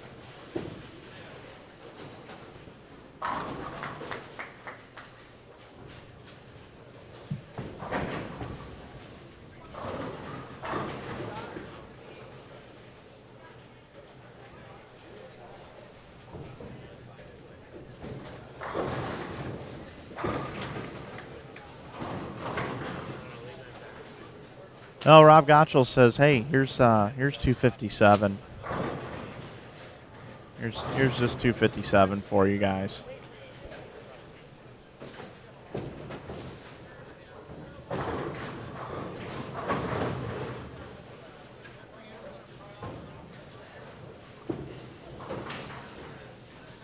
Eugene McCune isn't going hard and straight. It is spares today. Hooking quite a bit at the 248. Really hasn't been going hard and straight at much of anything this weekend. Slow hooking the corner of the lane and at the end of practice. Yeah, I guess he's bored or something.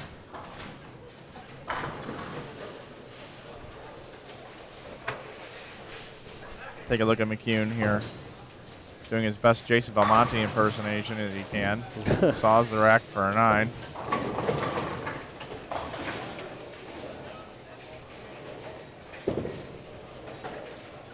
Boyd75 wanting to know what the tournament pays. You read my mind. In just a moment, we'll have the prize fund posted below on your screen on your tabs.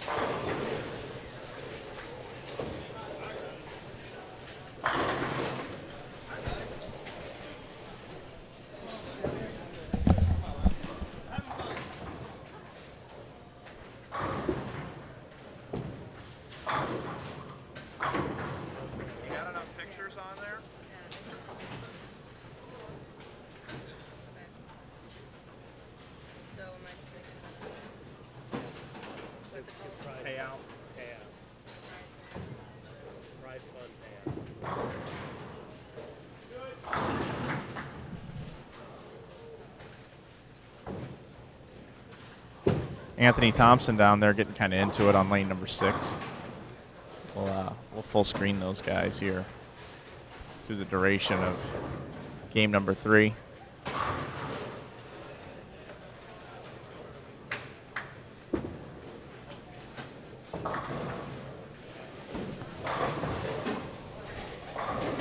Looks like we're going to have more of Pepe and Gohagen. They're going to come into lanes 5 and 6. Boy, they got the TV pairs this morning.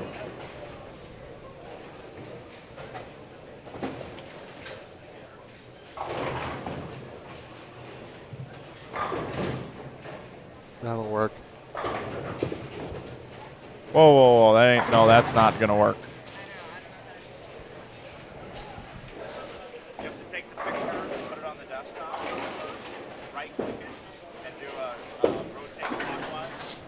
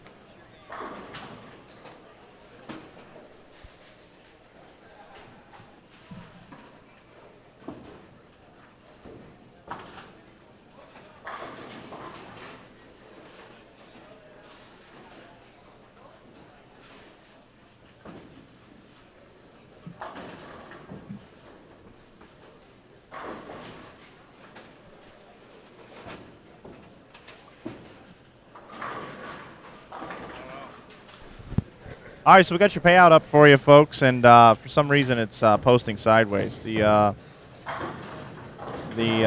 picture is upright, but every time we post it onto the page, it's coming up sideways. But it's below, underneath your tabs. Just lean a little to the left when you look at it.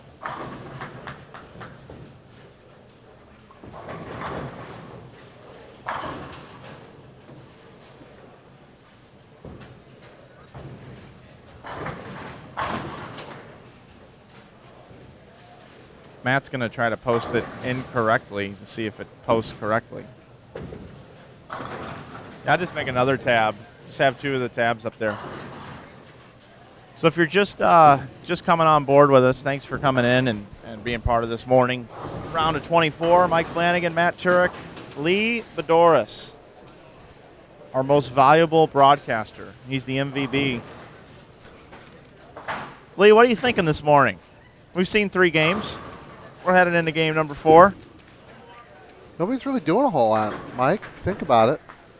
We haven't had a tray or anything shot this morning.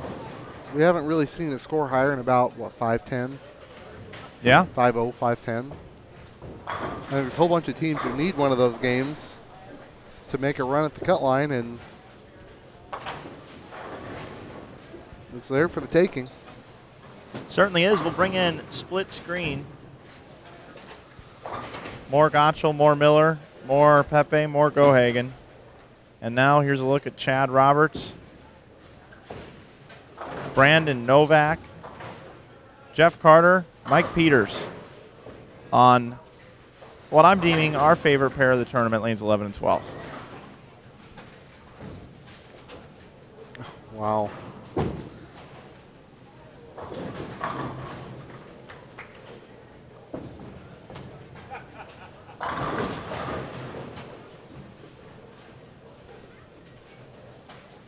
There we go.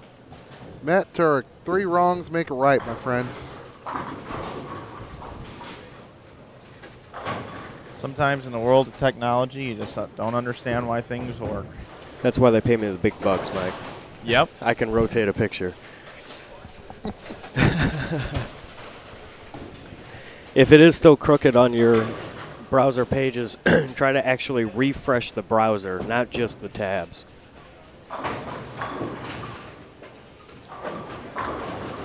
Last game. Yeah, refresh the browser. Just hitting the blue button that refreshes the tabs will not do it. You have to actually refresh the browser window. Which means you'll lose our feed. You'll have to watch a 15-second commercial. So if you prefer to just turn your head, by all means, you can hurt your neck all day long. That's right. Well, hopefully you're watching the video instead of the price list all day. Lee made a funny. Lee made a funny. Go tell Adam. Hey, yep, it just happened. Yeah. It just happened. For the first time in the history of Inside Bowling, Lee Boudouris has made a funny. Ladies and gentlemen, he will be here all week. 3 shows a day. Lee Boudouris. And I'll be here tomorrow night, too. Okay. Do you have league? I'm actually bowling, believe it or not. Wow. If you guys want to watch the spectacular side. Yeah. I'll probably end up on the practice pair at some point. You know what else was funny, too, is last night when I was like, yeah, Lee's gone home for the day. It's the first time Lee's ever actually been in the building when we close up a broadcast in like over 2 years. And I just kept saying he wasn't here, even though he was. He was so proud of it. He wanted everybody to know he was here.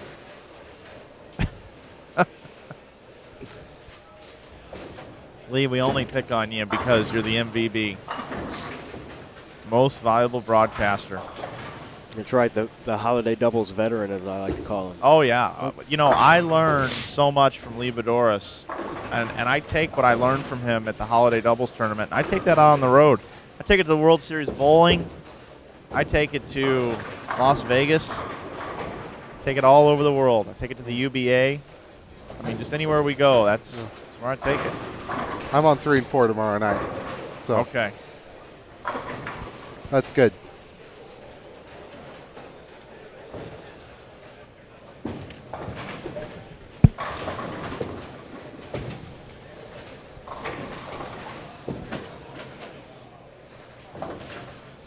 So we're going to let you watch game number 4 with absolutely no commentary whatsoever. We'll be back a little bit later, folks. Have a good day.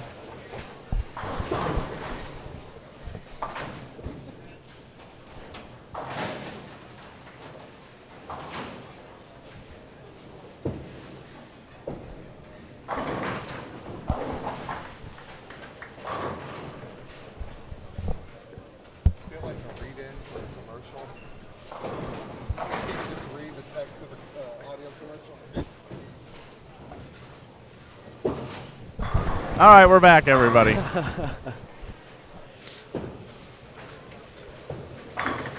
Did you miss us? Probably not. They were probably like, finally, we can finally just enjoy watching bowling. Finally, we can hear the pins crash. Like the dude who listens to bowling.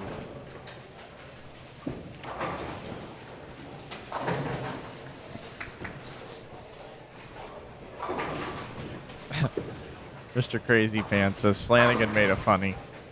Now Turek needs to make a funny, and then we'll be 1-to-1-to-1. My funnies going into the round of 12 aren't too appropriate. Oh, really? I could come up with one. Matt, do you know Mike Flanagan? Who? Mike Flanagan? Who? This guy here? Who? I don't know what you guys are talking about.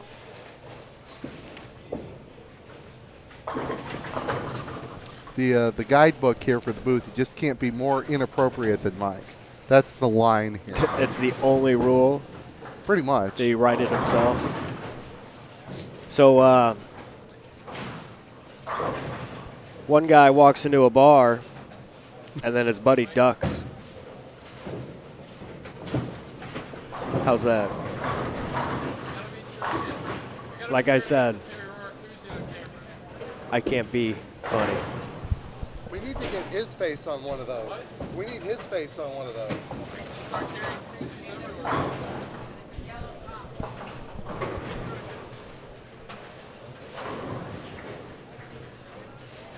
Chad Roberts got a koozie with a picture on it. Couldn't tell who it was, but I think we need one of Mike Flanagan.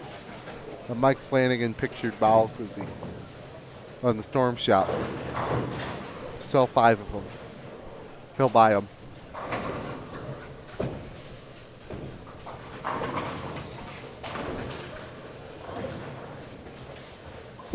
I'm going to walk around here in a moment, get out of the booth, and give you some updates of what's going around the horn. I want to welcome all 350 viewers this morning. Thanks for tuning in. Here's the question. Do you think, I mean, I know this is a really crazy thought, but do you think we could get to 1,000 later? That would be awesome. I mean, that would be spectacular. Our record is 960. Which was where? IB Open. The finals. Finals for the IB Open.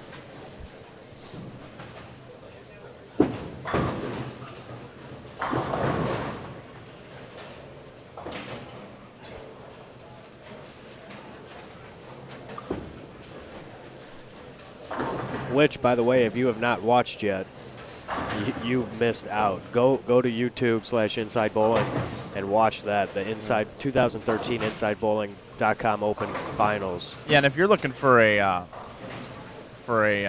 back-to-back little double feature presentation, watch that one. Then watch the ABT Finals with Randy Peterson and Pete Weber doing the finals on our YouTube that's channel. Another great one with Memo Rosales.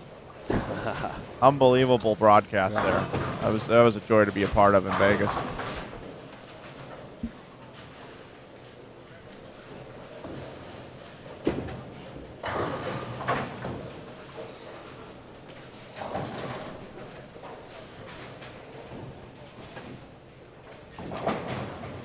Billiken Blast. You wouldn't happen to be a SLU Billiken, would you, out there on Twitter? If so, I welcome you. I'm a fellow Billiken employee myself, not a student. Thanks for checking in with us on Twitter. Hashtag Inside Bowling. Keep it clean and you'll be seen on the screen.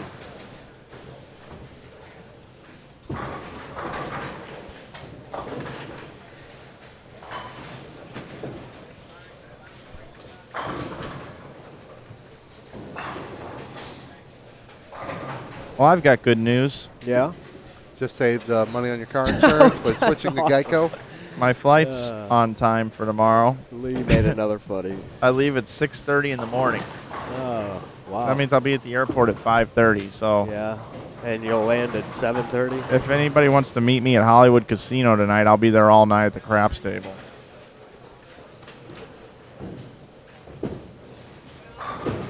Jeez. Fly to Vegas and then to Salt Lake. Connected through Salt Lake one time on the way to Reno, Matt. I just remember the walkways weren't covered like they were, here in St. Louis and most other places. They had like a tarp on the top and were exposed on both sides, and the floor wasn't even just metal floors. It wasn't like a complete metal. Yeah. So I think I came from Vegas or Reno to Vegas. Yeah. It's 75 in Vegas and it's 30 and snowing in Salt Lake City. You're not ready for it when you walk to the plane. Got scores after 3, Mike. Gotchell, Miller, Gohagan, Pepe, Roseberry, and Lambert. Those names haven't changed in a while. Fritton and Kloss, close to them. Williams and Holloman, good showing. Novak and Roberts. FJ and RO in 7th place. Cut line, Carter and Peters still at plus 802. It's a 32-pin lead on. 32-pin lead on Adcock and Queen. McCarthy and Bate are plus 718. They're in 14th. Adam and Liz in 15th. And you're much further than say 17th place. So Dickey and Thompson are at 697. They are 105 behind Carter and Peters. So if you're past Shea and Brian in 17th, I think that's Yeah. You almost have to shoot 579, which you could do, I guess. But. And so Carter and Peters and Clayton and Spink are two teams to keep an eye on to see how they bowl. Right. Wolf and Shepherd are right above them, 816. Yeah, so I'll give you a little update on what's going on. I will tell you that there's been some folks asking about a Dupree update, and he and his partner have missed once through 3.5 frames on 15 and 16. They currently sit. Oh, I just 16. 16th. There. It's like Plus 697. Mike, looks like Danny and Cody are doing just fine. Cody went strike, spare, 3-bagger. Danny went spare, strike, spare, 3-bagger.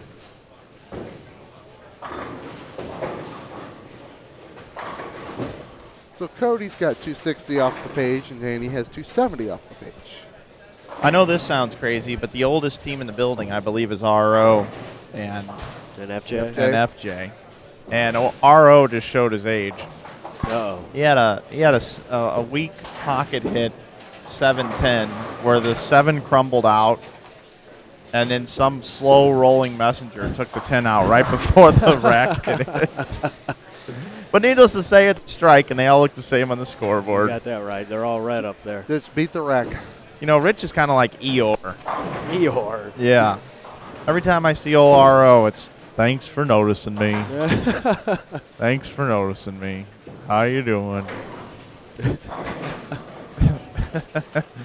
But I wouldn't call John a Tigger very much. So, but those two, they are my personal hometown favorites. I'm going to cheer for them above any other team in this field. And I've got a lot of friends in the field, but those two are my buddies, and I would love to see RO and FJ Only missed once, Mike. make it to the finals. And they're comfortably in right now, right, Lee? Yeah. Oh, yeah. They're in 7th place, and they're 65 in front of 12th, and they've got 9 strikes out of 10 to start. Yeah. So give FJ is up on 9 in the 6th with the first 5 here. Give me a Wolf and Shepherd update here. That they are in 10th place. 10th place right now, and that's one of the teams that if they bowled a bad game, they could drop out possibly and get past. But just to give you an update, Mike Wolf is working on 278 going into the 10th frame, and Brett Shepherd still has 234 left through. Make that 223 through 9 frames. And the team that's in 12th place, which is Jeff Carter and Mike Peters, they're going to start the 8th frame here on 11 and 12. Jeff Carter's got spare and then 6 in a row. Mike Peters has 9 spare, strike, 9 spare, 9 spare, strike, 9 spare, strike. So they're doing okay. Jeff's is pounding them now. And they're on 11 and 12, which makes that 7 in a row even a little bit more impressive. So our that's team, a big game on that pair. Yeah. Our teams on 10th, 11th, and 12th striking a lot. Fortunate that Peters and Carter, that neither one of them are left-handed, hitting 11 and 12. Fortunate for them. BV's got max score 280 through 7. And Bittenbender can still shoot 243. So they can shoot 523, but how many pins are they back? 111. Yeah, I don't think that'll be enough to get there unless Spink and Clayton go minus for some reason. I don't think that's going to happen. Yeah, where did you guys say they were? They're on 17 and 18. Mike. Danny's up on 17 right now. Striking a will. We have a question in the chat. Where's Hacker? Hacker's in the chat. There you go. He posts under the name Ahmed. I told you, Dennis, people really enjoy your commentary, buddy. He did a really good job last night. Talking about some great topics. Yeah, Burkhardt actually told me that if I don't get my butt in gear, he's going to partner with Hacker. Oh, Dupree just blew an 8-pin and is about to show some love to the ball return.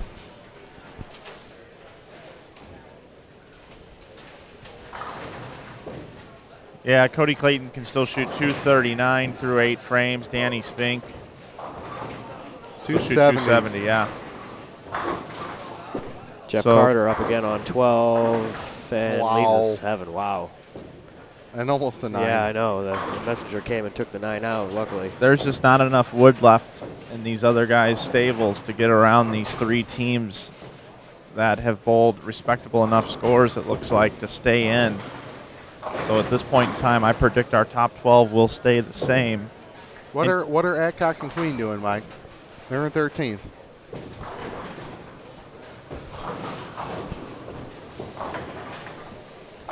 They can do it.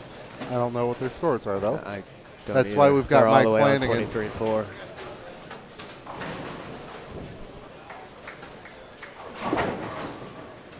Queen has 51 in the 4th.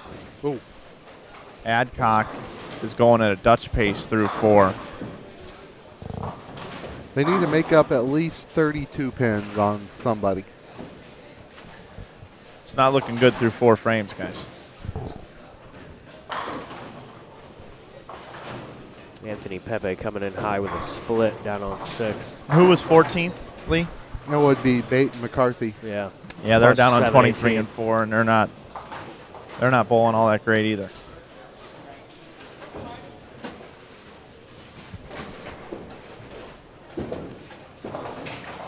George Gohagen just yelled at me walking across the concourse. Said, "Hi, Mike." I like George.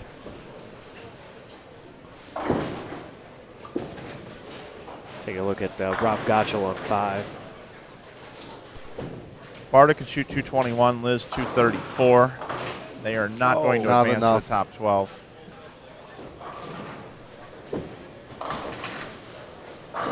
Partle still got 279 left through 9. Perky 213. They need to shoot about 620 this game, unfortunately.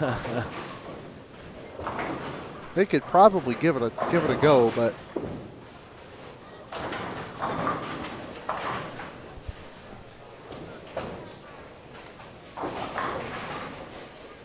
Tell you what, this Gotchell Miller team is going to be tough to beat today. It usually is when Gotchell's on the team or by himself. He was reminiscing about the IB Open Finals last night. Oh, was he? Yeah, talking about how awesome of a time that was and how he enjoyed it so much. Well, when you're a guy like Rob Gotchell, who is an amateur bowler and he has an opportunity to almost come close to almost like an ESPN telecast, it's an opportunity. He told me that it's an opportunity for him to kind of live out a little bit of a dream, you know, to be on a broadcast that, you know, we put a little extra time and effort into, and Randy Peterson on the call. And I really enjoyed that interview to get the whole thing started with CDB, the Honey Badger. She interviewed Adam and Rob, doubles partners from the USBC Open Championships. They meet in the first game.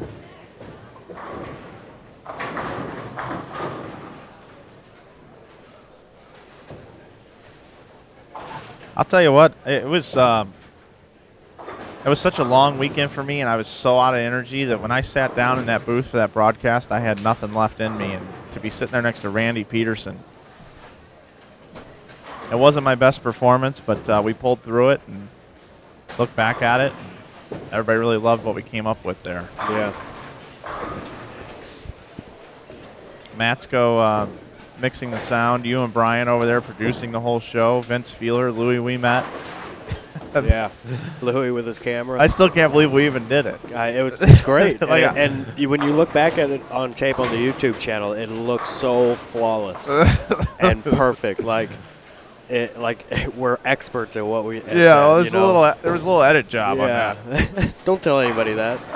We're just that good. I still won't forget when it was time to go to the first break, and I had no idea we were going to break, and I go, all right, well, yeah, it was funny. We're going to commercial. FJ here on 9 or on 10 has got 8 in a row. Severe thunderstorm warning. What's he throwing there, Mike? It looks cool. Is that the new Hypercell? The Hypercell, yeah.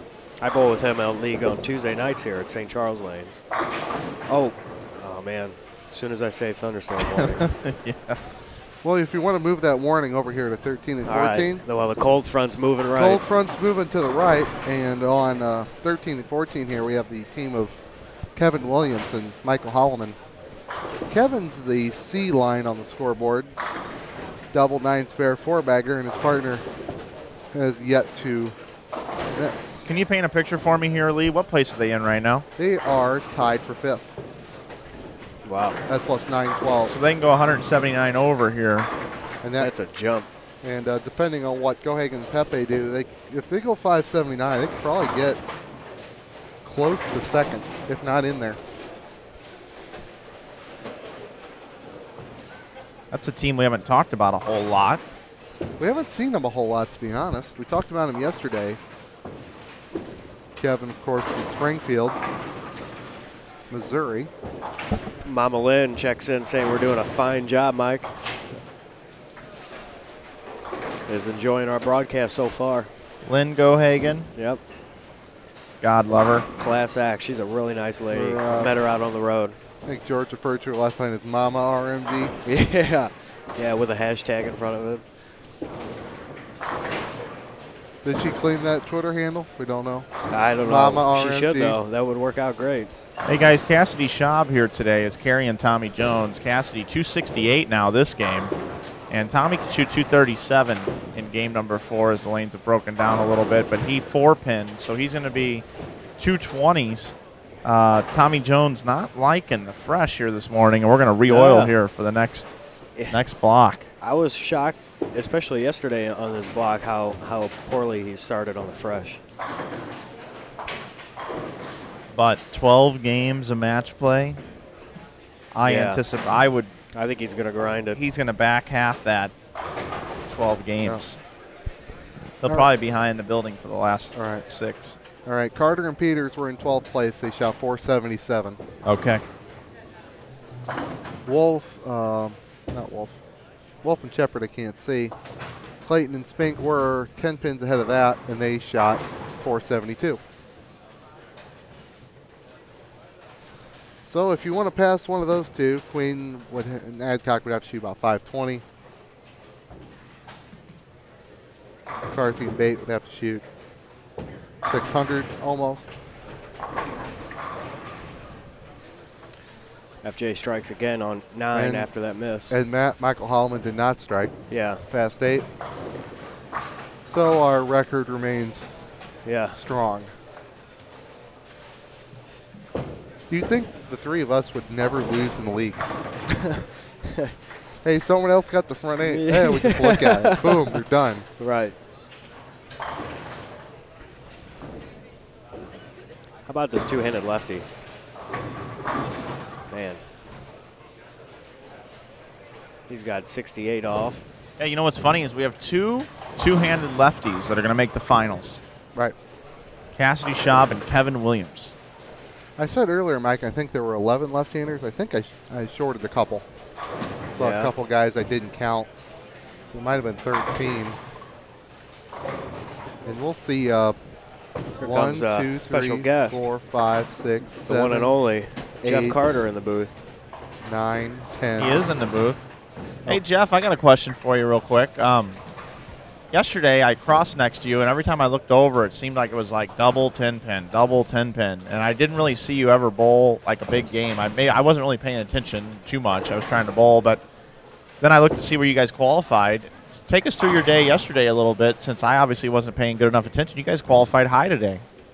Well, I bowled bad. Mike bowled great yesterday, so that's pretty much the gist of it. I haven't thrown the ball good all weekend, so it's just trying to grind, make spares. I told him yesterday in the middle of the round, I said, I'm just going to try and play it smart. If I can pick up some doubles here and there, if we happen to get a good game going, then, attack it. But, I tried to stay out of trouble the best that I could yesterday and ride him into today. And the roles kind of reversed a little bit today. He pounded the pocket all day today and just couldn't get the ball to go through the pins the right way. I just happened to strike enough to get me through it, and we'll be moving on to match play. But I guess now anything can happen. Hey, I'm going to tell you something, Jeff. This 11 and 12 has been a tricky pair, and to shoot 269 in that pair, that's a hell of a game, man. Well, again, even this morning, I just haven't felt comfortable. I mean, I feel like my bowling balls are drilled for somebody else today. I mean, my hand feels terrible. Timing's bad. You name it. It's bad for me this weekend. And, you know, I just told myself that last game we need something big to get in and stay aggressive, you know, stay strong. And, you know, luckily I was able to put some strikes together to kind of help us get us into match play. So I'll take it. On a good note, too, a little side note, we'll sidestep here. This weekend, you raised a lot of money for charity, and I even see some of the folks out in the field today wearing the shirts. Talk about that for a minute. Yeah, we did. You know, Jerry told me when I came down for the Team Extreme tournament that we had here back in early December, he said that he was going to let me use this event to benefit Bowl Strong. And my goal was to, you know, maybe raise $700-800, you know, sell some T-shirts and you know, I brought down a hypercell to raffle off and do some 50-50s, but there's no way I could have guessed that we were going to do the amount of volume that we did.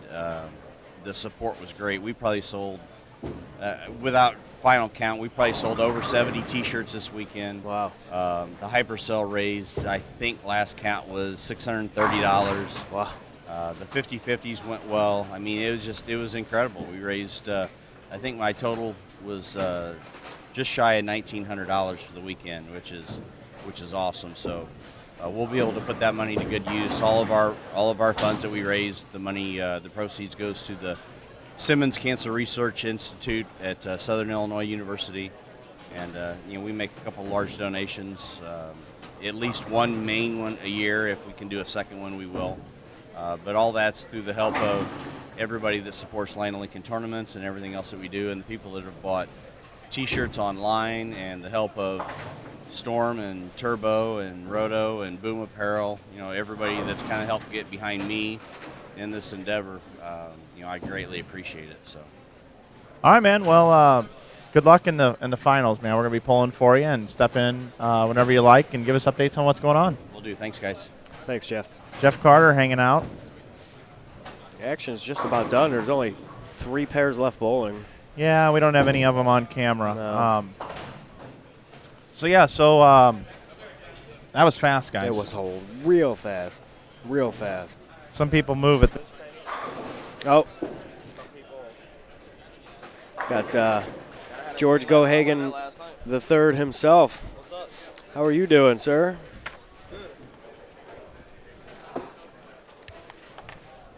Give us a second here while we replace some batteries. Like Mike was saying earlier, we need an Energizer Bunny sponsor here for this. We need a sponsor, a battery sponsor, with the number of batteries we go through. Oh, I'm back. We should. There we are. George Gohagan III is joining us here in the booth. Mike, what do you got to say? George, what's up, man? Not much, man. It was definitely a grind today. They were definitely different, but scores were low across the board. So even though I don't feel like me and Pepe bowled great, we were still in second. So that's refreshing to see. Yeah. Last night when you were walking around watching the block last night, I was actually watching the pairs today, and I feel like they were a lot like what I saw last night on our block. The lanes played very similar. The lanes sat for about 10 minutes from when they were oiled to when we bowled, and then that's what we bowled on last night. Was they sat for 10 minutes, and today they sat for 10 minutes, and you saw them as being a bit different, huh? I agree. I mean, the more you strip and oil in any pattern, the harder to get. That's just the way it is. The backs got a lot tighter today. You just had to make a lot better shots. I mean, you bowl on wood, you just really never know what's going to happen from lane to lane anyway. So, like I said, I'm glad we weren't the only team that saw how difficult they were today. Your mom's hanging out in the chat. Any words for Mom? Hi, Mom. I love you. All right, man. Well, we're gonna finish this thing up here and get ready for match play with you guys. Good luck today, man. Thank you. Appreciate it. Good luck, George. So, George coming by. We're going to strip and oil the lanes. Should go quicker this time because we're not having to oil all 24 of them. Yeah. Right. Yep, absolutely. I'm going to get with Tournament Director Jerry Anderson, but when we come back, we will have our top 12. Pay attention to the screen down below to see who the top 12 teams are. We believe it's going to be the same teams that that were in there going in. So we're going to go off the air at this point in time. We'll take you out to the lanes, and we'll be back with the top 12 here probably in about 35 minutes.